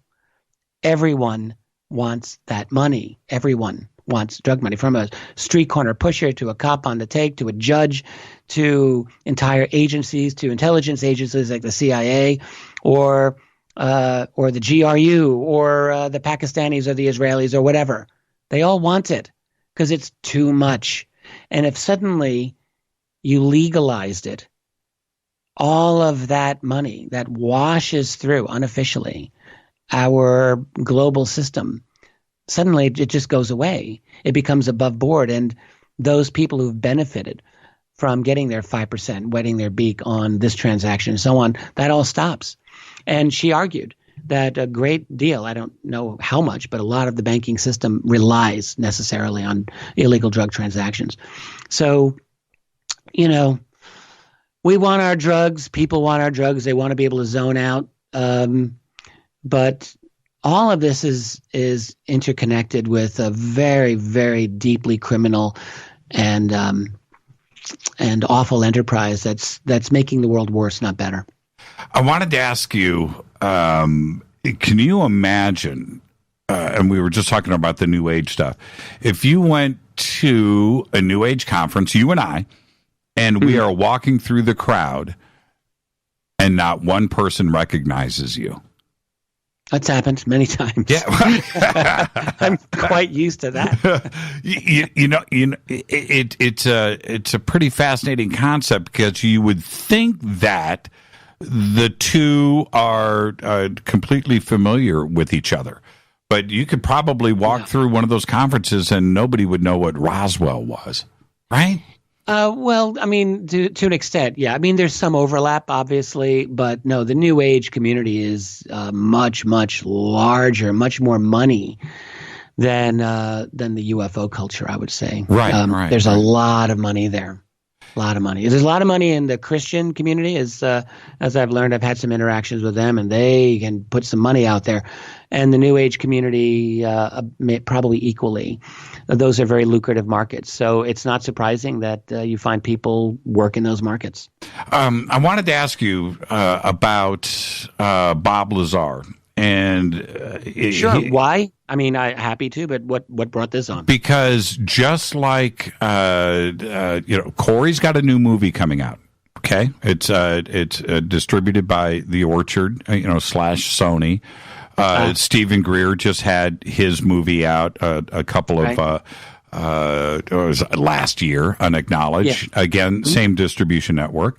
Jeremy Corbell just released Skinwalker, another mainstream film, and his next I rather liked. His next film, I haven't seen it yet, but I do intend to watch it. Well, George Knapp really makes it. Jeremy's a fine filmmaker. Yes, he is. Jeremy. But it's really George Knapp's material from the 90s that make that film just riveting. And now Jeremy does good work in putting it all together. He's got a keen eye for cinematography, and without a doubt. He's very humble about it, but he's just got it's a real talent. It's a world-class talent. So But his next film is Lazar, and we have the same situation here where Bob has survived many waves of criticism over the years, and now this new film is coming out. Where do we stand on that when we talk about evidence and proof? And do you classify him as a whistleblower? Certainly, Area 51 wouldn't be the household name today. Yes, so I do. I'm a supporter of Bob Lazar. And I'll just say I've caught a lot of hell for that over the years by a lot of people. I took a long, long time before I made some kind of provisional decision on what I thought about Bob Lazar, probably the whole first decade of the 20th century, to be honest with you. When I wrote my first book, came out in 2000, and second edition came out in 2002, I didn't really know what to think about Lazar's story. I hadn't dove into it sufficiently to know, and I was afraid. There's so many minefields in the UFO field, obviously, and Lazar's story was definitely one of the big ones. And but by the time I finally, I got to it, and I thought, well, I've got to really throw myself into this. And I read probably every statement Lazar made back in those days, 89, 90, 91. He was extremely consistent, actually. And then, getting into the claims of people like Stan Friedman that Lazar was a fraud and so forth, and that he didn't go to MIT and he didn't go to Caltech. And well, it turns out actually that Lazar, I think, I think what it was is he audited classes at MIT. He didn't go, and I don't think that he really claimed the things that he did. And if he did, I do know, George Knapp proved that he went to Los Alamos National Labs, where he worked there, and he did certainly meet with Edward Teller, who certainly provided the impetus for getting Lazar hired where he was. And then on top of that, I spoke to a number of people who are, oh golly, now I'm in a position of I can't mention someone's name or not. And I want to be able to mention this person's name. He's pretty well known. But I guess I'll just say I had a number of people provide very strong confirmation that Lazar was where he said he was at the time that he was there. And I believe it. Now, that doesn't mean that every single thing Lazar said is true. I don't know if his information is accurate or not. But I do believe that he was truthful about what he said he did. And I was sitting right in the audience at the International UFO Congress in, what was it, 2015? 15, yeah, when he was there. In fact, I spoke on the same stage the same day. And I listened to Lazar with George Knapp up there, and I thought Bob Lazar gave a very excellent accounting for himself. So, no, I believe him. I think that he did what he said he did.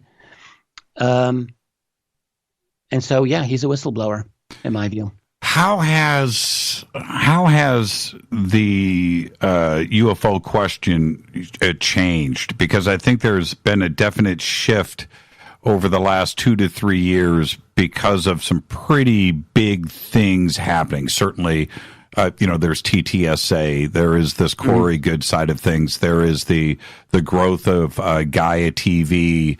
Very big conferences across this country that are sold out, and then and television in general. There has been this elevation. I just named 4 major films, right, that have been released in the last. Well, what we're seeing, this is all the result of the web. Like, fundamentally, all of it. It's all the result of interconnectivity. Like, back in the 80s and prior, the genuine interest in UFOs could be muted by what I like to call our official culture, the official establishment, because they had such dominant power over the methods by which information would get out, whether through newspapers, which are all part of the Mockingbird system, or TV, which is even worse. And so it was only the development of this crazy new thing called the internet, where people were actually able. They didn't need a middleman. They didn't need a school marm nanny to say, no, you can't put this out. They just did it. And so what happened was this explosion of information and opinion and claims and everything else. And it just became like the Wild West almost overnight. And by the turn of the century, what had happened is that the interest in the UFO phenomenon, see, that's real, that's genuine, that's something that resonates with people. A lot of people don't realize that they are fascinated by this until they encounter it. And then they discover this hunger for truth and for knowledge. And so what's happened is that because of this development of this internet, people have been able to express this interest. UFOs have always been one of the most popular things to search on the web and on the internet since the beginning. And so what's happened is that the establishment media has had to adapt to that. And it's no longer just the establishment media anymore. Like, it's really easy for a lot of people now to break in and make their own movies, like Jeremy and like a lot of other folks.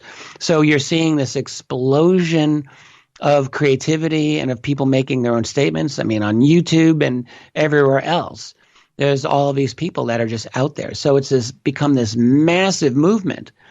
And this is why, like, when I talk about disclosure as a paradox, it's impossible and it's inevitable. It is both of these things. Like, I've always felt disclosure about UFOs is impossible in the sense that there's really no motivation that I see among the powers that be, right, to give up this secret that is so revolutionary and damaging to the status quo.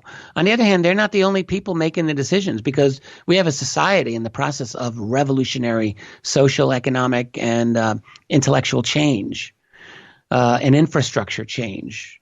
So the equation's constantly in flux. And this is why TTSA actually was able to do what they did. A lot of people have said TTSA is simply an intel op, and I'm not of this opinion, and I realize there are people who will criticize me for this. But I'm saying this at least partially on the basis of the fact that I've known Hal Puthoff for many, many years, and I've known him personally, and I respect him. And there's nothing that anyone's going to say to me to make me not respect that man. It doesn't mean that he doesn't have a motivation for doing what he does with TTSA, or that no one has their own personal motivations.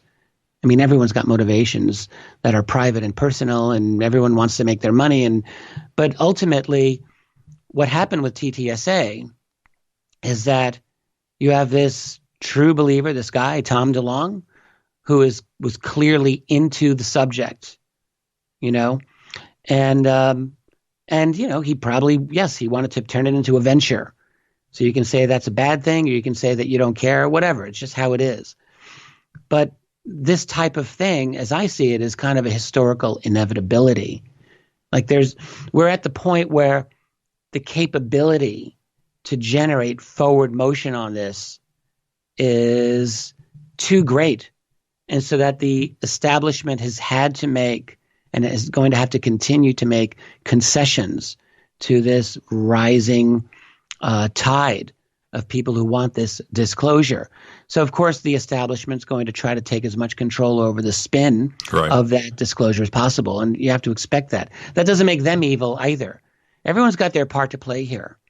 So their job is to spin, and our job is to correct that spin. Our job is to tear away the veneers of spin and deception and half-truths and so forth. And that's where we're at right now. Well, so I Richard, think we're seeing this. The dike is breaking. The dam is breaking. Yeah, the dam is definitely breaking. But let me ask you a very direct question. When you say that TTSA isn't an intel op, what makes you come to that conclusion when this community is staring down the eyeballs of members of the CIA and the defense intelligence community and counterintelligence, and the list is very long for those that have been creating counterintelligence against this community for years, and suddenly this is who is running this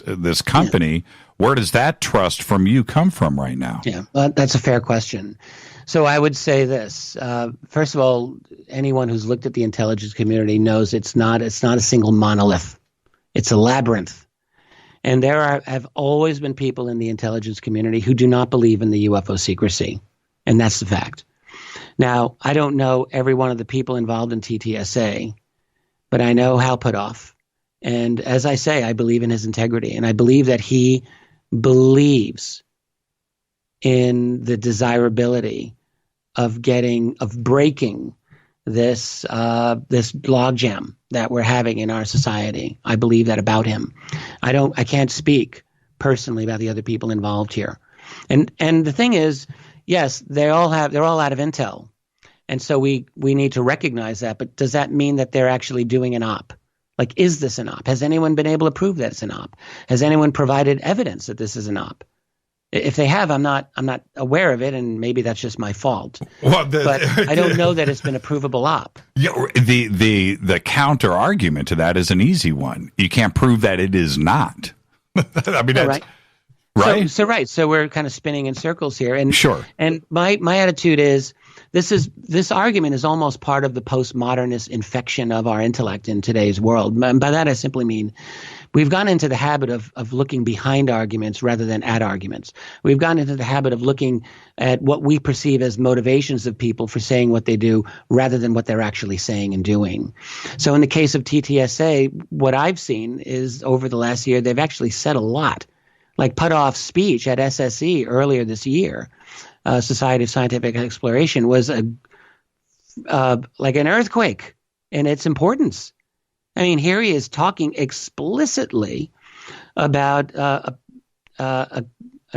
object that's of bismuth and magnesium of a certain type of structure that came to them. This is back in the Art Bell days when someone said this is part of a UFO crash retrieval. And Hal Puthoff's talking explicitly about how for years they tried understanding this thing and they couldn't make heads or tails out of it. And only recently have they been able – they couldn't figure out who made it, what it would be for. And only very recently, he said, have they been able to understand this as a very excellent, he calls, waveguide for electromagnetic frequencies in the terahertz range. And I'm looking that up and like, what is a waveguide and what is this?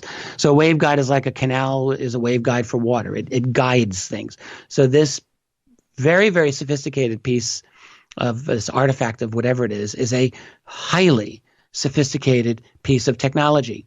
Now, is there an ulterior motive that he has to say what he does? Well, I don't know what that is, but I know that he said what he did, and that's an important piece of factual information that we now can work with. They've released 3 videos, and people have argued about those videos, but I'm at the point where I don't believe that those are fake. There is a big argument on Metabunk, and I'm familiar with it all. And for a while, I thought maybe the gimbal video was indeed a hoax, but I don't believe it is. I think that what they've put out is legit. Now, if I'm wrong, then I'm wrong, and I'm allowed to be wrong, but this is what I believe at this point. So what they've done is they've done some very tangible things that we can work with. And the fact that they got an article out because they were fundamentally behind what happened with the New York Times piece last December.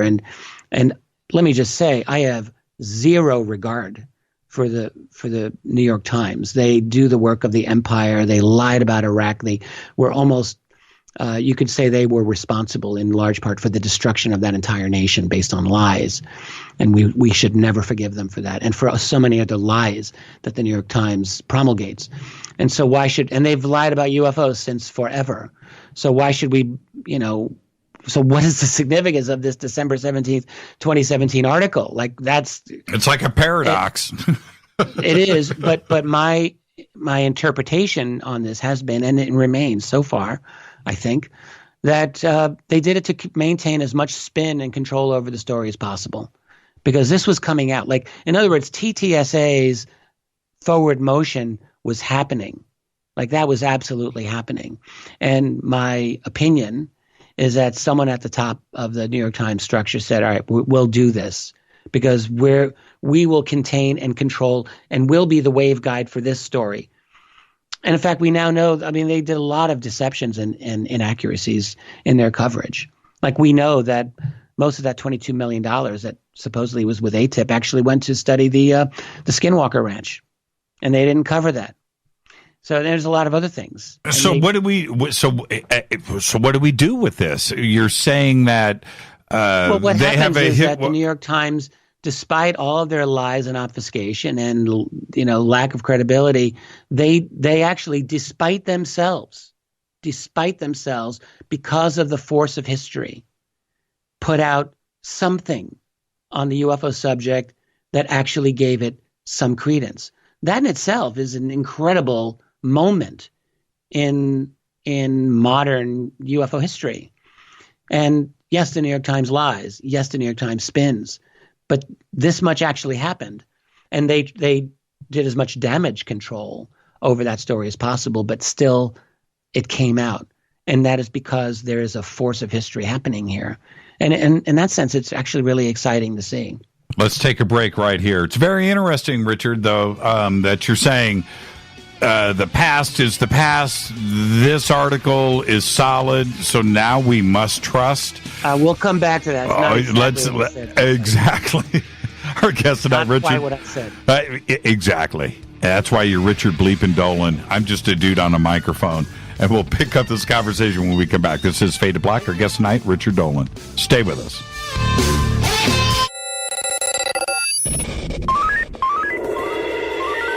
Way out here, we listen to Jimmy Church. You're listening to Fade to Black. Always on the edge of the hottest alternative talk. Jimmy Church with Fade to Black. KGRARadio.com. ¿Qué tal, mis amigos? Yo soy Mario Carson, el tiburón, y los invito para que escuchen a mi buen amigo Jimmy Church Radio. ¡Claro que sí!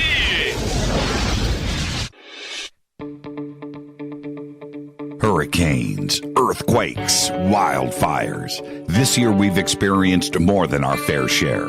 This is Jimmy Church of Fade to Black, and last month I decided to make sure my family does not have to worry about food should we get caught in a real emergency situation. Introducing Numana, a healthy, storable product that tastes so good that you'll want to eat it every day instead of just during those times of duress. All Numana products have a 25-year shelf life, are MSG and GMO-free, no preservatives, and are made in America. With the Numana pack in your home, you'll be able to sleep at night knowing that you've protected your family. Not only have I tasted and tested, I own it. Now you can too.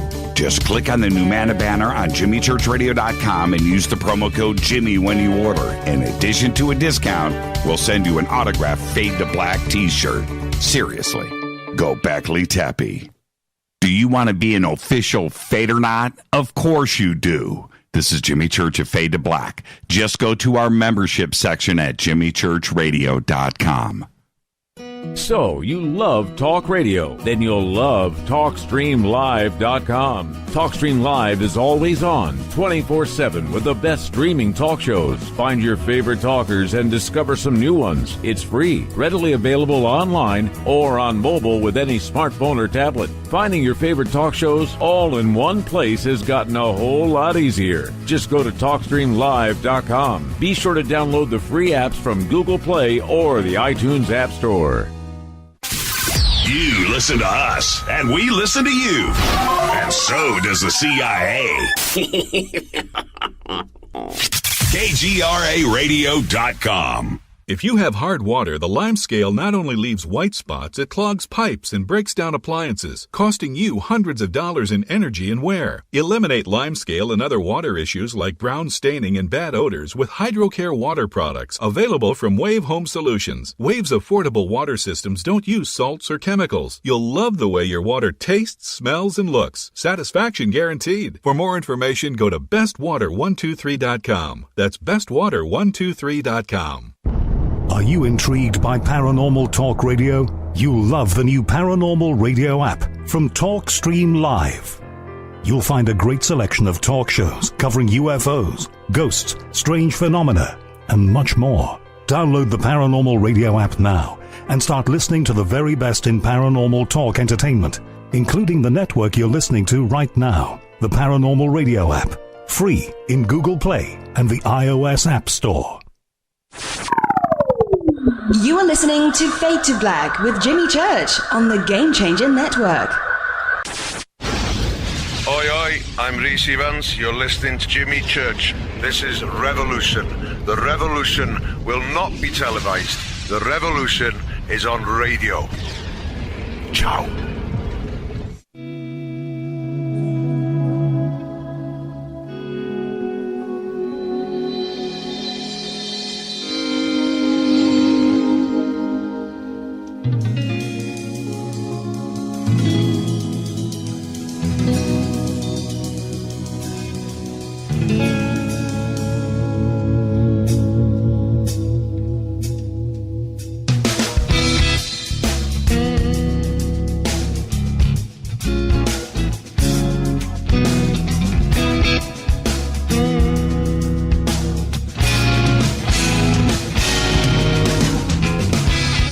right, welcome back. Fade to Black. I'm your host, Jimmy Church. You can follow me on Twitter at JChurchRadio. You can follow Richard at Rich Dolan. Don't do Richard. You got to do Rich on Twitter. It's right there at Rich Dolan. Richard, Rita just popped into the bunker here and said, are you going to open up the phones? You want to take some phone calls? Yeah, of course. Okay. Sure, why not? Okay. I have no opinion on this matter. I have no opinion on this matter. All right. Phone calls is like, I mean, we'll go down this dark road, Jimmy, with phone calls. Yeah, let's... let's see how that goes. Yeah, I'll do the dance with you. Okay, 323-275-9695 or 818-921-6929. And I'll leave it there. I opened up those floodgates, Richard. Here we go. I'm going to put this one on hold, and there you go. Okay, so now I wanted to ask you this. We were talking about the New York Times before the break. Oh, right. But before you somewhat mischaracterized my position on the New York Times. I really need to say this. Okay. Yeah, I don't know if you meant to. I'm going to give you that much, but I think you did. Okay. Inadvertently, let us say. Sure. Because I don't think, it's not that, like if I want to read, how did the Mets do last night? I'm sure the New York Times will tell me pretty accurately how they did. I mean, the New York Times will give news on certain things. Now, they will spin their news on other things that matter, and that includes UFOs. And as I just said before the break, like the New York Times spun the hell out of the ATIP story and out of the information that was basically pushed out there by TTSA. But it doesn't mean that everything that they put out there was therefore illegitimate. Like there were things that they put out that were and remain meaningful and fundamentally, Fravor's military encounter off the coast of California that he and 3 other pilots had encountering the Tic Tac UFO. That's important. And they didn't give by any means, a complete narrative of what happened there, but they gave enough that it broke through and got some attention. So there were important things there. And I feel they did it. It's like you have to give up some in order to maintain as much control as possible. And I think that's what they did.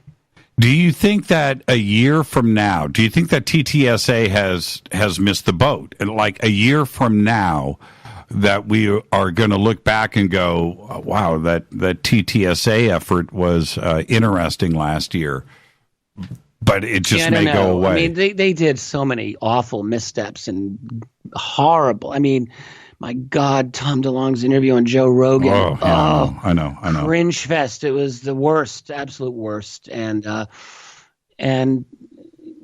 the whole Mylar balloon fiasco and all of this other stuff. I mean, just ridiculous. In fact, I did the show with you and Steve Merritt where we talked about that. Remember? Right. Yeah, I do remember that.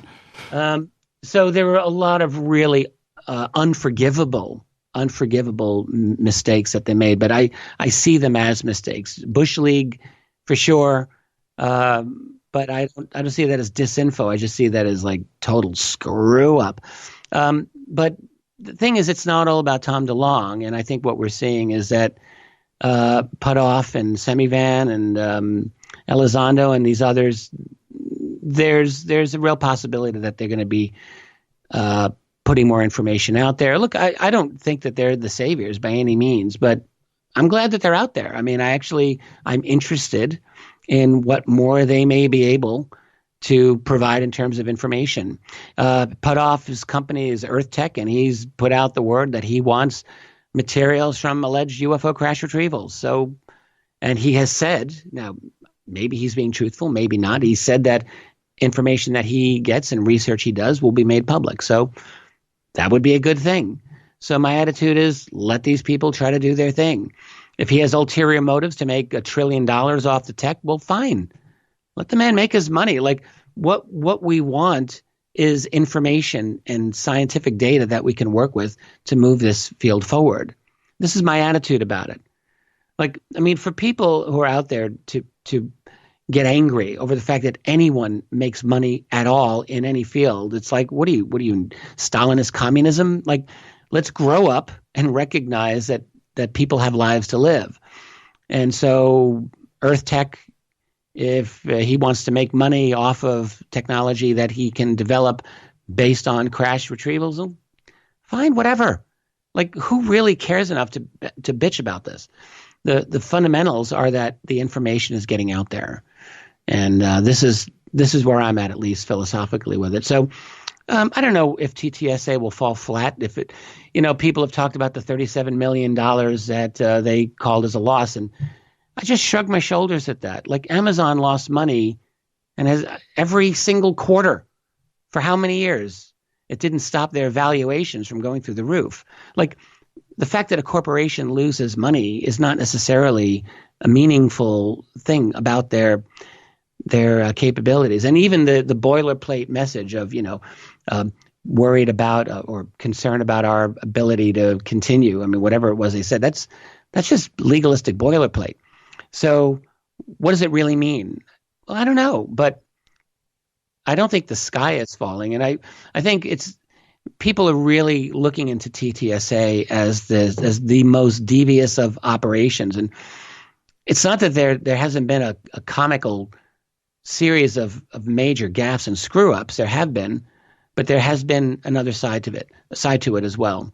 So I'm just willing to see how it all plays out. All right, let's go to the phones. Area code 508. You're up on Faded Black. Say hi to Richard Dolan. Who's calling? Chris. Hey, Chris. What do you got for Richard? Just would first like to say thank you, Richard, for everything that you do. I'm a big follower of you. I've been following you for a few years now. I live in central Massachusetts, and I happen to live in the founder of the American Red Cross's house, Clara Barton, which our town is well known for.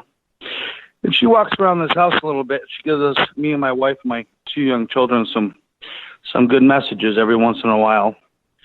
And I just want to say, you're doing a really good job, Richard. But like you said earlier, with the whole Bob Lazar thing, it took you 10 years to get to where you are now.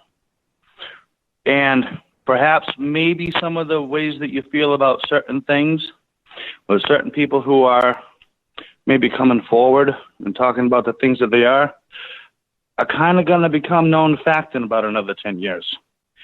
Mm-hmm. So, sure. I just want.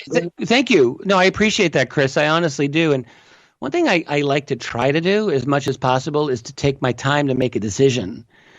And look, I mean, I have a certain opinion. I assume you're referring to Corey Goode right now. And if something were to happen over the next few years where new evidence were to come forward to validate things that he says, I can say this very honestly, that I would change my public opinion about it. And I would support whatever I think is true about it. I mean, the thing about my attitude on this is I never ever want to get to a point where I feel ideologically committed to a particular answer. So if new information comes my way, then it's my job, honestly, to change my assessment of it. So I assume that's what you were kind of getting at. But thank you for the phone call, Chris. Let's go to area code 602. You're up next on Fade to Black. Who's calling? Say hi to Richard. This is Natasha Nix from Mysterious Forces Live. Hello. Oh, man, it's Natasha Nix, Richard. Hey, Natasha. Hey, I have to give a shout out to everybody in the chat room at Richard's YouTube channel. CW Chanter, the Dark Journalist, Joe from the Carolinas. Hello, everybody. Jimmy, I have to ask you a question, Jimmy. Sure. If you lived in an old West town about 150 years ago, and you were the doctor in the town, and your medicine was imperfect, and your knowledge was imperfect, but you did a pretty good job of treating the townspeople. And one day, a snake oil salesman rolls into town across the street, and he starts selling snake oil to your patients. Would you get upset? Would you think that somehow the whole practice of medicine had been sullied because the snake oil salesman rolled up across the street? I'm trying to connect with what you're. I'm going to throw that to Richard. Do you have an answer for that?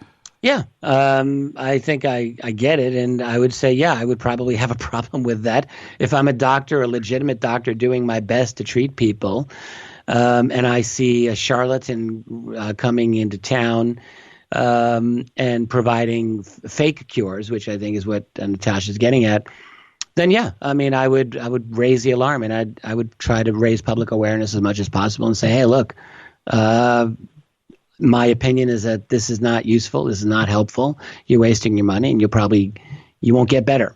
There you go. That I got. Which is what we're doing here. Yeah, I got to agree with Richard on that one. So there you go, Natasha. I love you. I love you, Jimmy.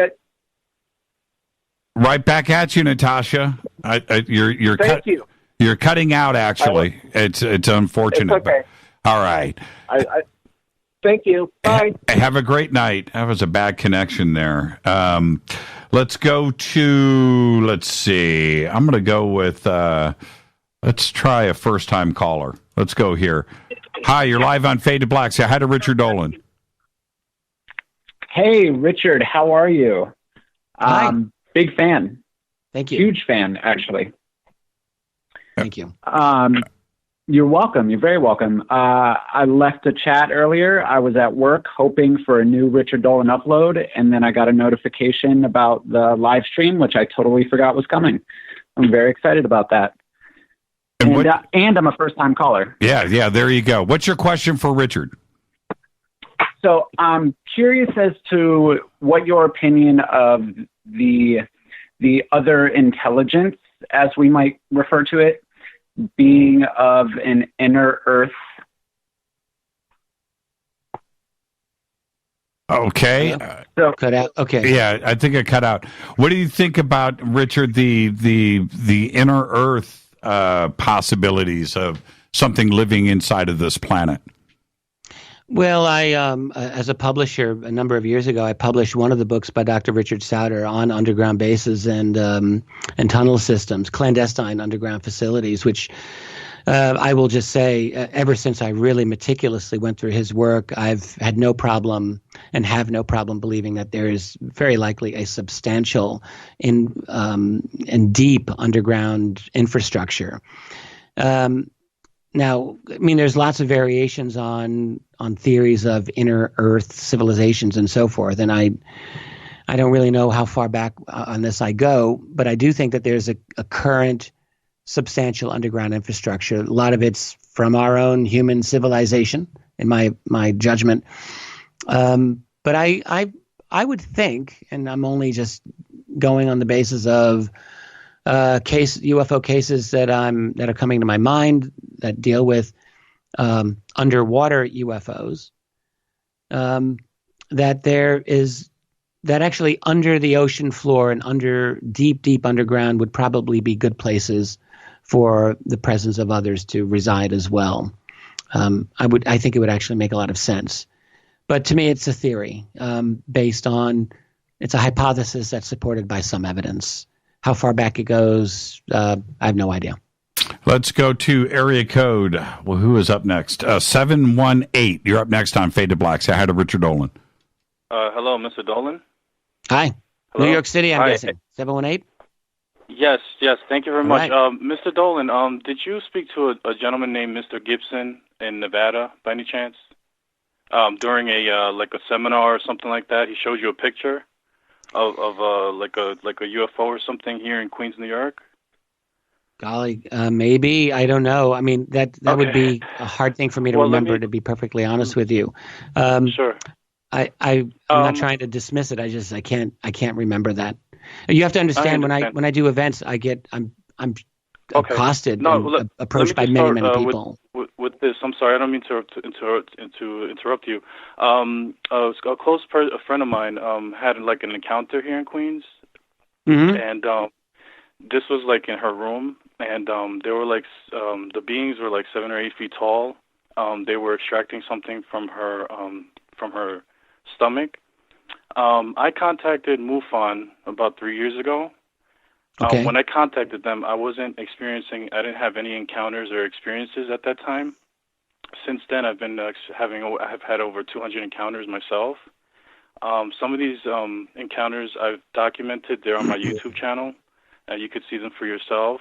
I have ongoing experiences, and frankly, I'm a little bit, it's been kind of hard on me dealing with it. But here I am trying to let people know the truth. Okay.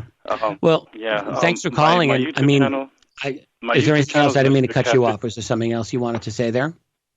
I'm sorry. Just to see the video, it's on my YouTube channel, Mr. Catfish 2100. No spaces. The videos are there. The title is Triangular UFOs. As a matter of fact, let me just also say I was on Third Phase of the Moon. Their YouTube channel, they study these things as well. This UFO video that you're going to see is actually, this happened on top of a politician's office. His name is Mike Miller. He's with the 38th District Assembly of Queens, New York. And if you see the video, the UFOs are doing like geometric shapes and stuff. They actually come close and they're above his building and they're like in a triangular formation. So I just want to let you know. And thank you for your work. God bless you guys. Continue. Thank you. Thank you. And I don't really know how exactly to respond to everything there. I mean, you've clearly you seem to have had experiences, and I guess the best thing to do to anyone who's had experiences like that, it's hard, right? So the best thing that I think we can do is we do our best to clearly explain what we think has happened, and we do our best in an imperfect world to provide that case before the rest of the world, and it seems like maybe you're trying to do that. So thanks for that. I wanted to go back to a point that you had made earlier, and I know that you did. I didn't get a chance to see it, Richard, but I know that you did a live stream earlier this week about infiltration into the UFO community, and I'm sure that all of us are used to the concept, right? that this obviously goes on. But I want to give you the opportunity to explain that a little bit further into why would a three-letter agency be interested in the UFO community when they have been dismissing us for so long? What's the advantage of breaking into this community with disinformation? Where do they stand to gain? Well, we'll go back to the Robertson panel, which would happen during the last weekend of Harry Truman's presidency. Early 1953, you have a CIA-convened scientific panel that really all that they did was a preordained meeting. They knew they were going to debunk all this UFO stuff that had been dominating American news for the previous year. And they came down with a recommendation that they were going to do a debunking campaign in the public, working with corporations, working with major celebrities. All of this was a no-brainer for them, and it was never even a question like, can we do this, by the way? So the ridicule factor was there was a decision that was made that this is what they were going to do. At the same time, they also made the recommendation to infiltrate UFO organizations at that same panel. And in fact, they proceeded to do both of those things in the immediate aftermath. This is one reason I think the contactee case is a strong one, that it was some kind of disinformation, because all of those guys were right after the conclusion of the Robertson panel, 1953, 54, 55, and so on. Secondly, you have infiltration of UFO organizations, starting with the group APRO was infiltrated, as far as the Lorenzens who ran it could tell, by the late 1950s at the latest. NICAP infiltrated right from the beginning in 1956, 57. And so the point is, if you have a subject like UFOs that is as important as it is to national security and indeed to world hierarchical stability, the stability of the infrastructure of our world, then you've got to make damn sure that you maintain as much control over this as possible. In particular, if you've acquired UFO tech, if you've acquired non-human bodies. Like, this is the most incredibly revolutionary development one can possibly imagine. Of course, control over that would be non-negotiable. And so when you find these civilian groups that are nosing in on it, yeah, they may not seem like a threat initially, but you've got to, like a good chess player, if you can think 10 moves ahead, you make sure they never get to a point where they become a threat. The problem is that, from their point of view, is that our society has continued to evolve. We've become a bit more capable each generation in investigating this. That's the fact. Like, we're better at this now than we were 20 years ago, and they were better than people were 20 years before that. We are making progress, and so it's becoming more difficult for the other side to continue to contain us. So you got the ridicule and you've got the infiltration. They go hand in glove. And it's not just UFOs, by the way. See, the reason that this is such a believable scenario, I mean, aside from the evidence, which is the dominant thing, but also the fact that this fits in with the wider pattern of U.S. intelligence community, COINTELPRO, and Mockingbird type operations, which have been going on throughout since World War II. Like, we know this has happened. This is how the United States national security apparatus operates. It's what they do. They infiltrate. They derail. They ridicule. They keep their opponents, or who they believe are opponents, off their game to the maximum extent possible. And you know what? They're really good at what they do. They're really good at what they do. So that is why, like, if we're going to get into this game and we're going to fight this battle, it is absolutely critical for us to be as clear-headed, as rational and non-emotional, and here I am saying and raising my voice, but non-emotional as we can be, so that we keep our heads, because this is, like, there's a lot going on around us here. And when, again, just to circle back to where we started here, to the claims of people like Corey Goode, the whole trademarking thing to me is almost like a sideshow. It's an embarrassment. It's sordid. And, it's too bad for him and everyone else involved that this comes out, because it doesn't make anyone look good. That's for sure. Mm-hmm. But the real important thing about this is that it's been a distraction. And it's been something that's made this community run around in circles in the most unproductive way. And it has been utterly divisive. It has not been good for unity, if that's what people care about. It's been a distraction. And I don't know that it's an op, but it sure looks like one. It feels op-ish. Like op. Yeah, feels op-ish. Yes, it absolutely does. And not everyone, look, I'm going to give him the benefit of the doubt. Like, I don't know that he knows he's in an op, but people are often useful for the intelligence community without even knowing. Like, there's always someone out there who's going to, like, want to make their name, want to be famous, want to do whatever. And by doing so, they play into the hands of those organizations that are looking to bring disrepute on a particular subject. So, it could be that. I'm not saying that he knowingly does these things. I don't know. Ego sucks. Ego just sucks. Well, we've all got it. Everyone's got it. I know. That's what I'm trying to say. That's, at DEF CON, and if you've never been to a DEF CON, Richard, in Las Vegas, the Hackers Conference, you need to go. And and Hackers on Planet Earth, right there in New York, you should go to that one at the Roosevelt. But that being said, why?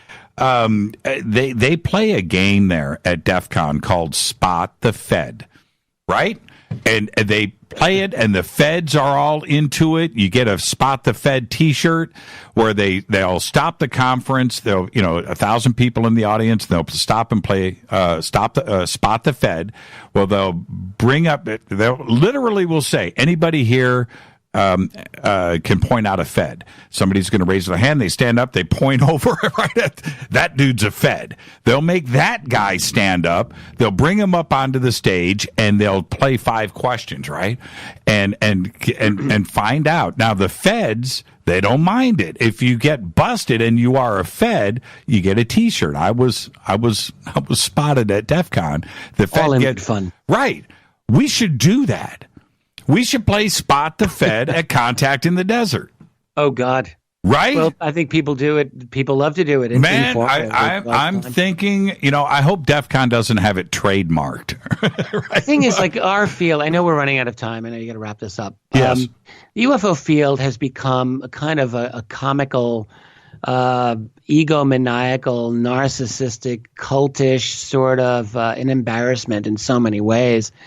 And I'm not going to get into other names. It's like, well, I don't want to have the wars. I'm not into it. But anyone who knows the field knows. Like, they just know.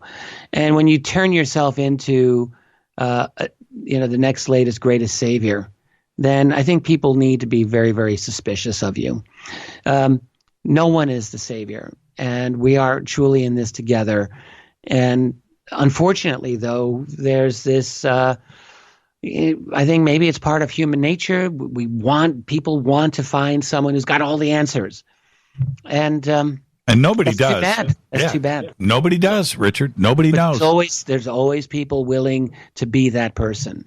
There's always people out there willing to be the person who pretends to have all the answers, and that's unfortunate. Yeah, nobody knows. Nobody out of everybody, Richard, in our community. One of the craziest, best quotes I ever got on this show was from Giorgio Tsoukalos. And I quote him all the time. And this is what he said. I think it was last year, maybe it was 2 years ago.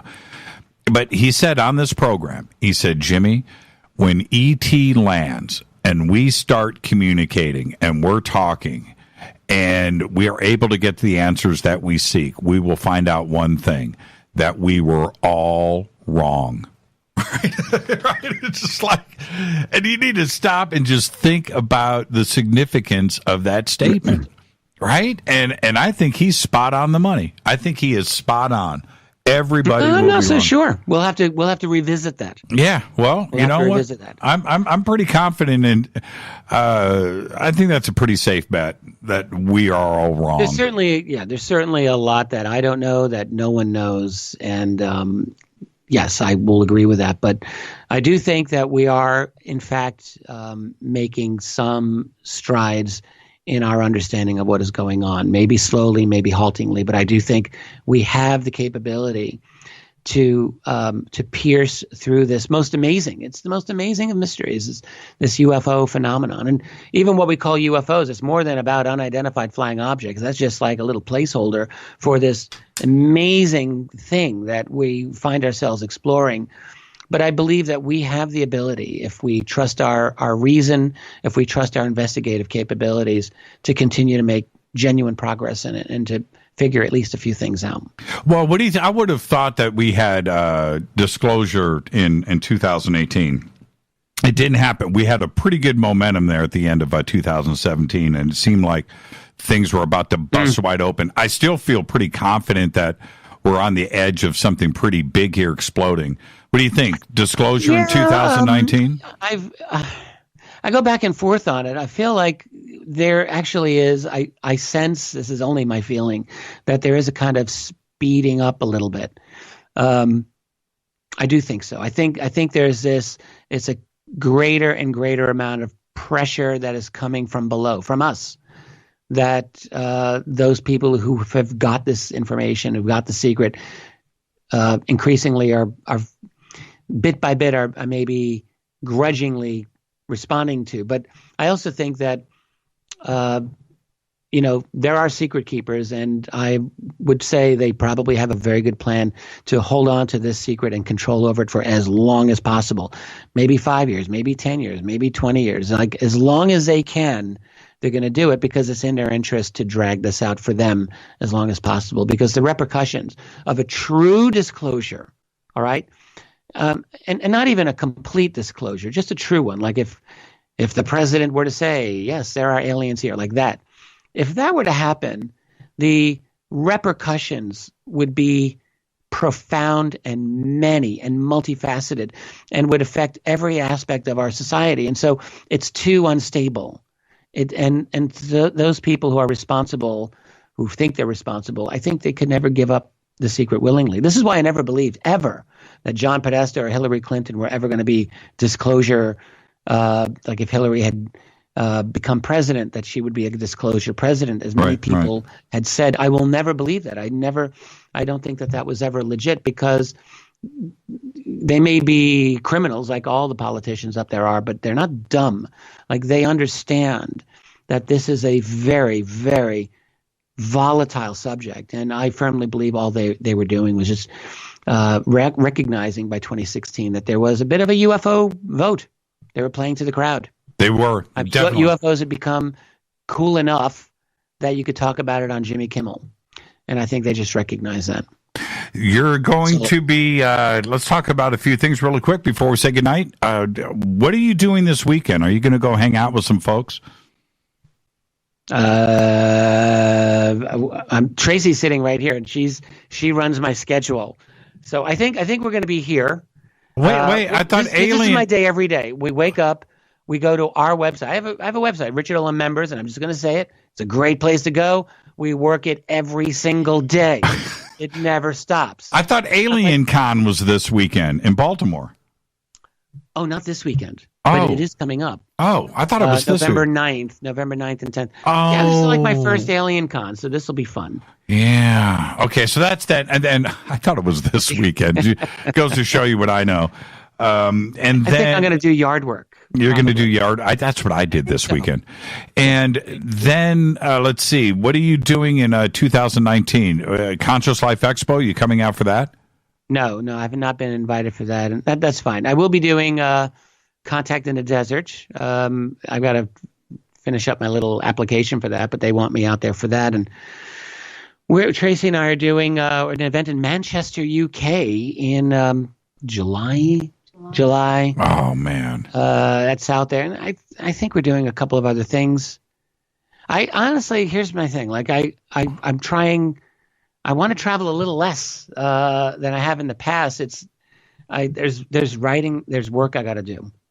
And the thing is, like, when you travel, I don't know about other people. Like when I travel, I just can't write. I can't get anything done. It's very, very tough. And I learn from the travels. I gain knowledge from other people when I travel. People who attend these conferences, the attendees are the real education, and they always have been for me. So I gain from that, but it's hard for me to get a lot of fresh work done. So I'm trying to hunker down and get some projects done. It's very important for me personally.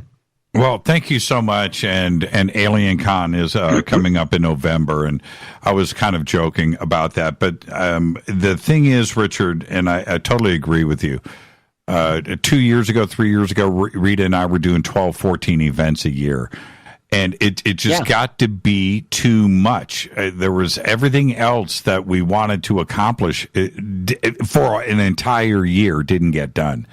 And we had to back up. So you should do the same thing. Just slow it down a little bit, and so you can finish False Flags, and I don't have to bother you about it anymore. No, it's true. I want that, and I've got other book projects that are calling me. The conferences, they're seductive. The good ones are very, very nice to go to. They're fun, and I'm not going to deny it. No doubt. And there's folks out there who really like to bitch about the conferences, and but the fact is, like, they would want to go because they're enjoyable. You get to meet a lot of really great people, and it's definitely fun. But the thing is, and they're also good in that they force me to develop fresh ideas. Like if I'm asked to give a presentation, like I've got to really think things through, and I don't like giving the same presentations. So it forces me into fresh thinking, which is good for me. So it's not like nothing gets done. A lot gets done, but writing on projects that I've been working on, like a conference will take a good week out of my life, like, the prep for it, getting things ready for that, coming back, jet lag, whatever. So it takes a little bit out, and I'm not trying to get sympathy, but it's just one of those things, and it's just part of the game. But I'm trying to step back just a little bit to get a little bit more work done. Thank you so much, Richard, and give my best to Tracy. Be safe and be well. Yes, sir. Thank you. Richard Bleepin Dolan. Go trademark it. I'll talk to you, Richard. Have a great night. It's Fade to Black. I'm Heroes Jimmy Church. I'll be right back after this short break. I'll open up the phone lines just because. I'll be right back. Hi, everybody. This is Rob Halford, the Metal God, on JimmyChurchRadio.com. This is KGRA Digital Broadcasting Station. Salt Lake City, Utah. Van Buren, Arkansas. Poor water quality is a major health issue, and it's only getting worse. Municipalities can't keep up, standards have dropped, and pollutants are increasing. Where does it all end? It ends by keeping the pollutants outside of your home with HydroCare's advanced systems available at Wave Home Solutions. No less than the best purification materials and processes have been developed by HydroCare to provide you with healthy, clean water for drinking, cooking, and showering. HydroCare far surpasses the competition in removing chlorine, odors, iron, lead, chemicals, limescale, and much more. Don't settle for less when it comes to your water. We'll take care of the toughest water problems for you, whether it's from a city or well source. Satisfaction guaranteed. For more information, call 888-997-WAVE. That's 888-997-WAVE. Or go to bestwater123.com. That's bestwater123.com. Wave Home Solutions for a healthy, comfortable home. Your contact for current news and trending topics.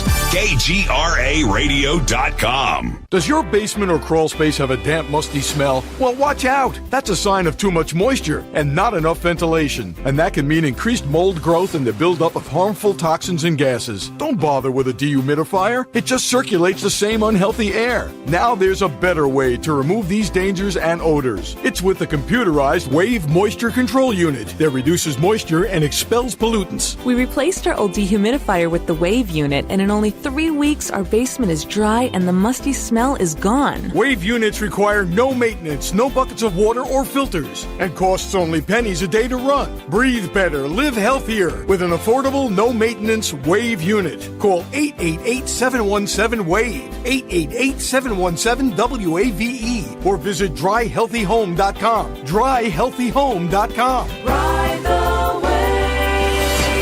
Wave Home Solutions for a healthy, comfortable home. This is Jimmy Church of Fade to Black, and I only drink Fade to Black blend coffee from Rivermoon. Just click on the Rivermoon coffee banner at jimmychurchradio.com. Promo code F2B Blend. So are you tired of being tired? Well, then it's time to get the tea. Hey, it's Lisa here to tell you about this all-natural, all-organic tea I've been drinking that has had great results for over 20 years. It's called Life Change Tea, and it's specially formulated to help detoxify and cleanse your kidneys, liver, colon, and blood all at once. The colon is one of the most ignored organs in the human body. The faster that waste is eliminated from the body, the less time that waste sits in our intestines, spreading toxins to our bloodstream. This tea helps cleanse chemicals caused by outside intruders from our entire digestive system. And get this, weight loss can be a side effect. And with continued use of the tea, you can experience clearer, healthier, younger looking skin, increased energy, and a happier outlook on life. So if you're tired of being tired, get the Life Change Tea at getthetea.com. That's getthetea.com. And like me, you'll be glad you did. Did you know that when you're on the road with limited data or Wi-Fi available, you can still listen to every minute of Fade to Black by just calling 605-562-4482. No smartphone, app, or internet needed. It saves your data plan and no extra cost if you have unlimited minutes. Just call 605-562-4482. You can listen to me, Jimmy Church, on any phone, anytime, anywhere. Go Beckley Tappy.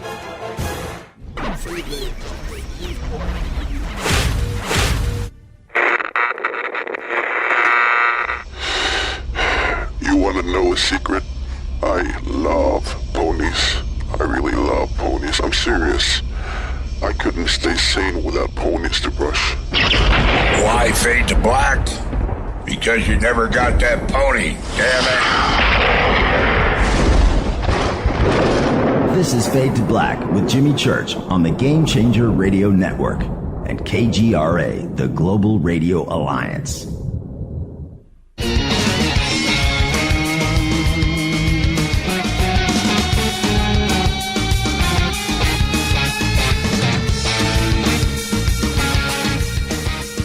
Welcome back, Fade to Black. I want to thank Richard Dolan. Richard Bleepin' Dolan. That was a great conversation. All of it. And I've opened up the phone lines, 323-825-5045 or 323-275-9695, or 818-921-6929. So I've got enough time for a couple of phone calls here before we got to say goodnight. Tomorrow night, Laura Eisenhower is going to be here. Get ready for that, too, as well. And with that, let's go to area code 702. You're up next on Fade to Black. Who's calling? Hi, Richard. It's Mike. All right, this is Jimmy. Richard's not here. Yeah. Okay. I'm sorry. Yeah.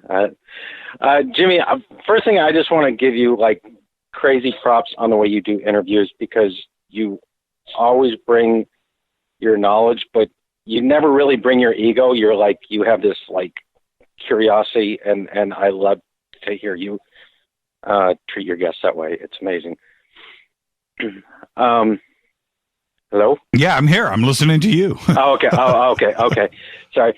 So I was listening to Richard, and there's something that I've been trying to articulate in my brain for a long time, and it really kind of came to me. When people approach these kind of subjects, it's almost a totally binary argument. Like, if you are willing to believe that there is something going on, then you're willing to believe that there is a lot of really crazy stuff going on. Yeah. And if you're not willing to believe that there's something going on, then you almost dismiss everything out of hand. And so once you start going down the rabbit hole, then you can really go a long way down the rabbit hole. But it's like you have to take that first step down the rabbit hole. And that's all. As I was listening to Richard, it really occurred to me, because I have a lot of friends that think I'm sort of crazy.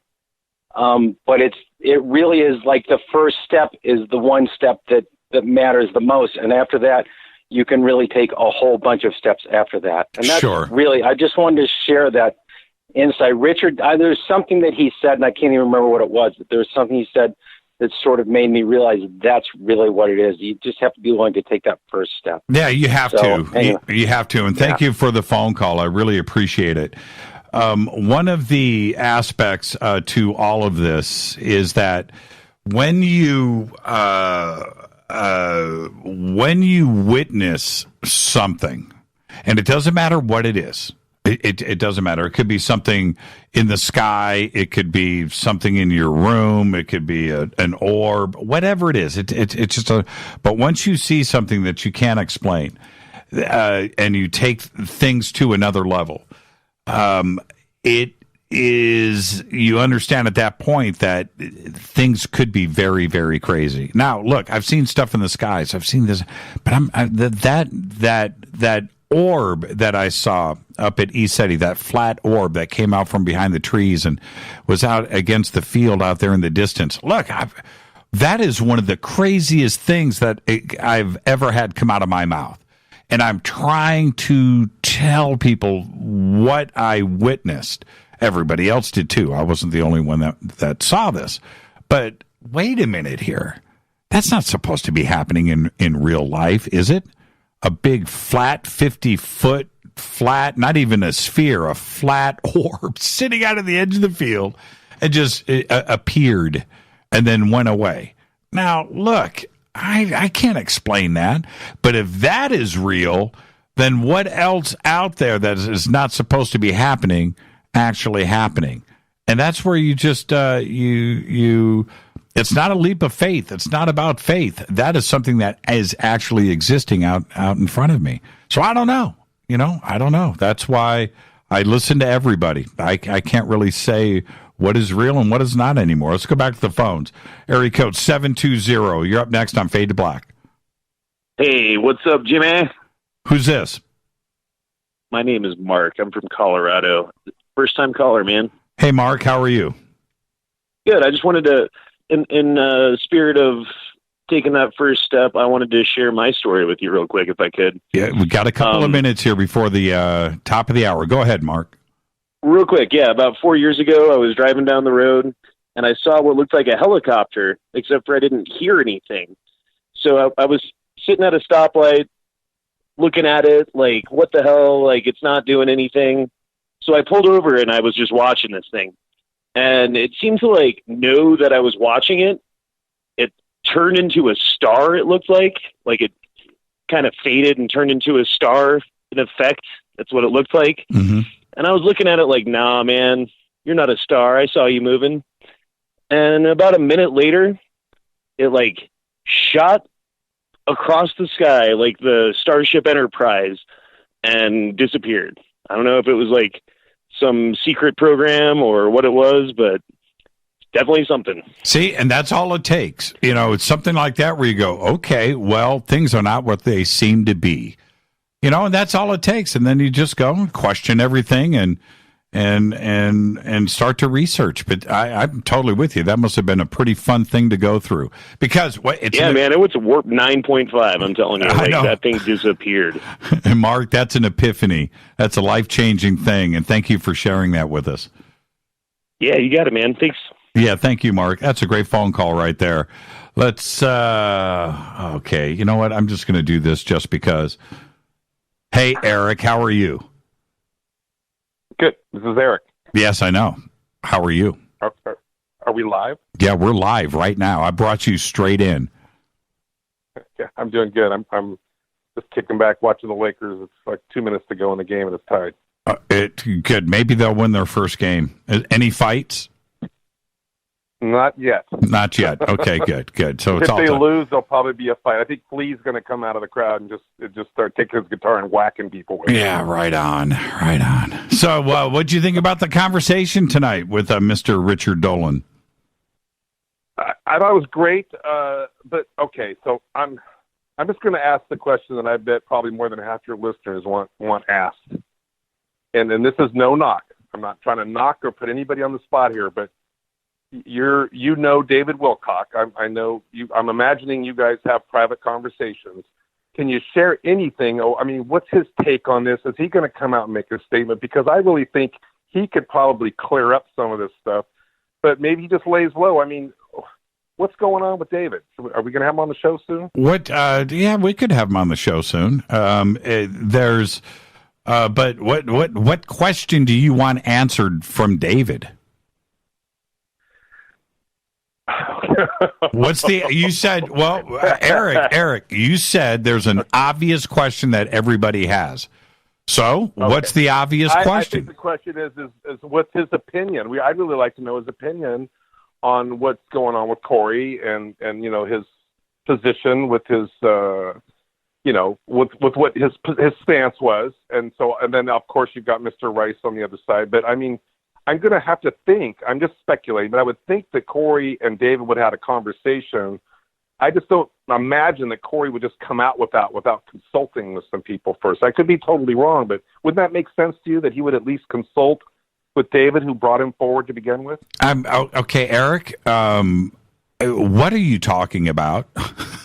Just clarify. Talk to me like I'm 4 years old. What is it that you are saying? I'm just wondering. Okay, I just don't know that he got real good advice. I'm just trying to figure out who gave real good advice on what? On Jason Rice?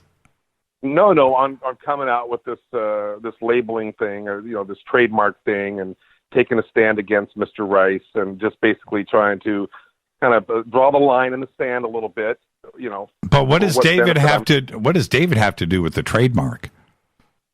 No, he doesn't have anything to do with it, I would assume, but okay. I would just think that Corey would talk to David, and I would think that David would say, that's a good idea, or that's not a good idea, or do what you want. I'm just trying to get into the head of what's really going on. Okay, I hear you there. I'm not sure. Okay, look, what does everything that you just said, Eric, and no disrespect, what does that have to do with anything? Okay, my concern with the trademarks, okay, this is my concern, is that trademarking your own intellectual property, fine, go and have at it. Whatever. My concern with Corey, and again, I have no dogs in this fight, except when Corey, his attorney, sent Jason Rice a cease and desist a couple of hours before Fade to Black. That I have an issue with, and trying to apparently censor or silence or scare somebody from appearing on a show like this. That doesn't make sense to me. So for me, that throws the concern about trademark and freedom of speech and this community could speak about whatever they want kind of goes out the window if you're going to send somebody a cease and desist letter, unless I completely misunderstood what that cease and desist letter was intending to do. If Jason Rice is going to sell 20 and back T-shirts, then there's an issue there for Corey. But talking about 20 and back on this program, that has nothing to do with Corey. That is Jason's conversation. So you can't have it both ways. So that's my concern. So I don't know what the intention of sending that letter was, if it was different than the way it reads, right? The way it reads says you can't go on Fade to Black and talk about these things. Well, that has nothing to do with Corey or anybody else, and I want to be very clear about that. Anybody can come on the show and talk about what they want. Nobody's going to tell me what to say or what a guest on this show can speak about. You can't do that. That is censorship, and there's nothing to prevent anybody from coming on the show and speaking. So there you go. That's my answer to that. Okay. Well, I realize that you're privy to conversations and I also understand, out of respect for someone who might come to you and say, look, I want to share this with you, but this is private, then you, as a professional, you need to maintain that privacy. But what kind of bothers me as a kind of a fan or somebody on the outside is that, I see certain people out there, which these are the same people that you don't pay attention to what they say, which is fine. Right. But they assume that because you don't disclose information that you've given your honor that you would keep private, that means that you're taking a side or you have an opinion that's different than what you present on the radio. And I guess that just kind of bugs me. Right. I'm just kind of hoping. Yeah. And Eric, you're so right with that, and I appreciate that. But to try to answer all of that, first off, I don't listen to or watch or pay attention to what others say. I just don't do that. I will say this in a very clear and direct way. I don't have any inside information. And I have tried to get that information. Okay. Not even if for myself, not to share on this show, but certainly to get clarification about what is going on out there. I do know that there are some concerns that is flying around inside of this circle where they are trying to seek the same answers that all of us are. So that says to me that nobody really knows. And I find that very compelling. So that's why I said here, in a very clear way, when the smoke clears and there is a guilty party, somebody is going to be horribly embarrassed, and a career and a reputation is going to be so tarnished that it's going to be it's painful to see somebody get exiled. But I think that is going to be ultimately the end result here. I just don't know, and that's it. I'm not withholding anything, but even if I did know something, would I breach it? No, there's too much legal maneuvering that is going on right now that I'm going to let everybody play it out. It's got to get played out, and then we'll have something to talk about and to report on. But until then, do I know something? Oh, man, not really. I know that's a kind of a bummer for everybody. Have I told you anything private? No. Right? No, you haven't. I will admit. And but I know better to try. I mean, I've tried to sneak in a few questions privately, and you just kind of give me that look, and I know, okay, I can't go there. Well, but it's fun to try. And it is, and I appreciate your friendship. I know that you have been out there on the road. You've made a lot of contacts out there, and you're out there trying to struggle with these questions and answers just like everybody else.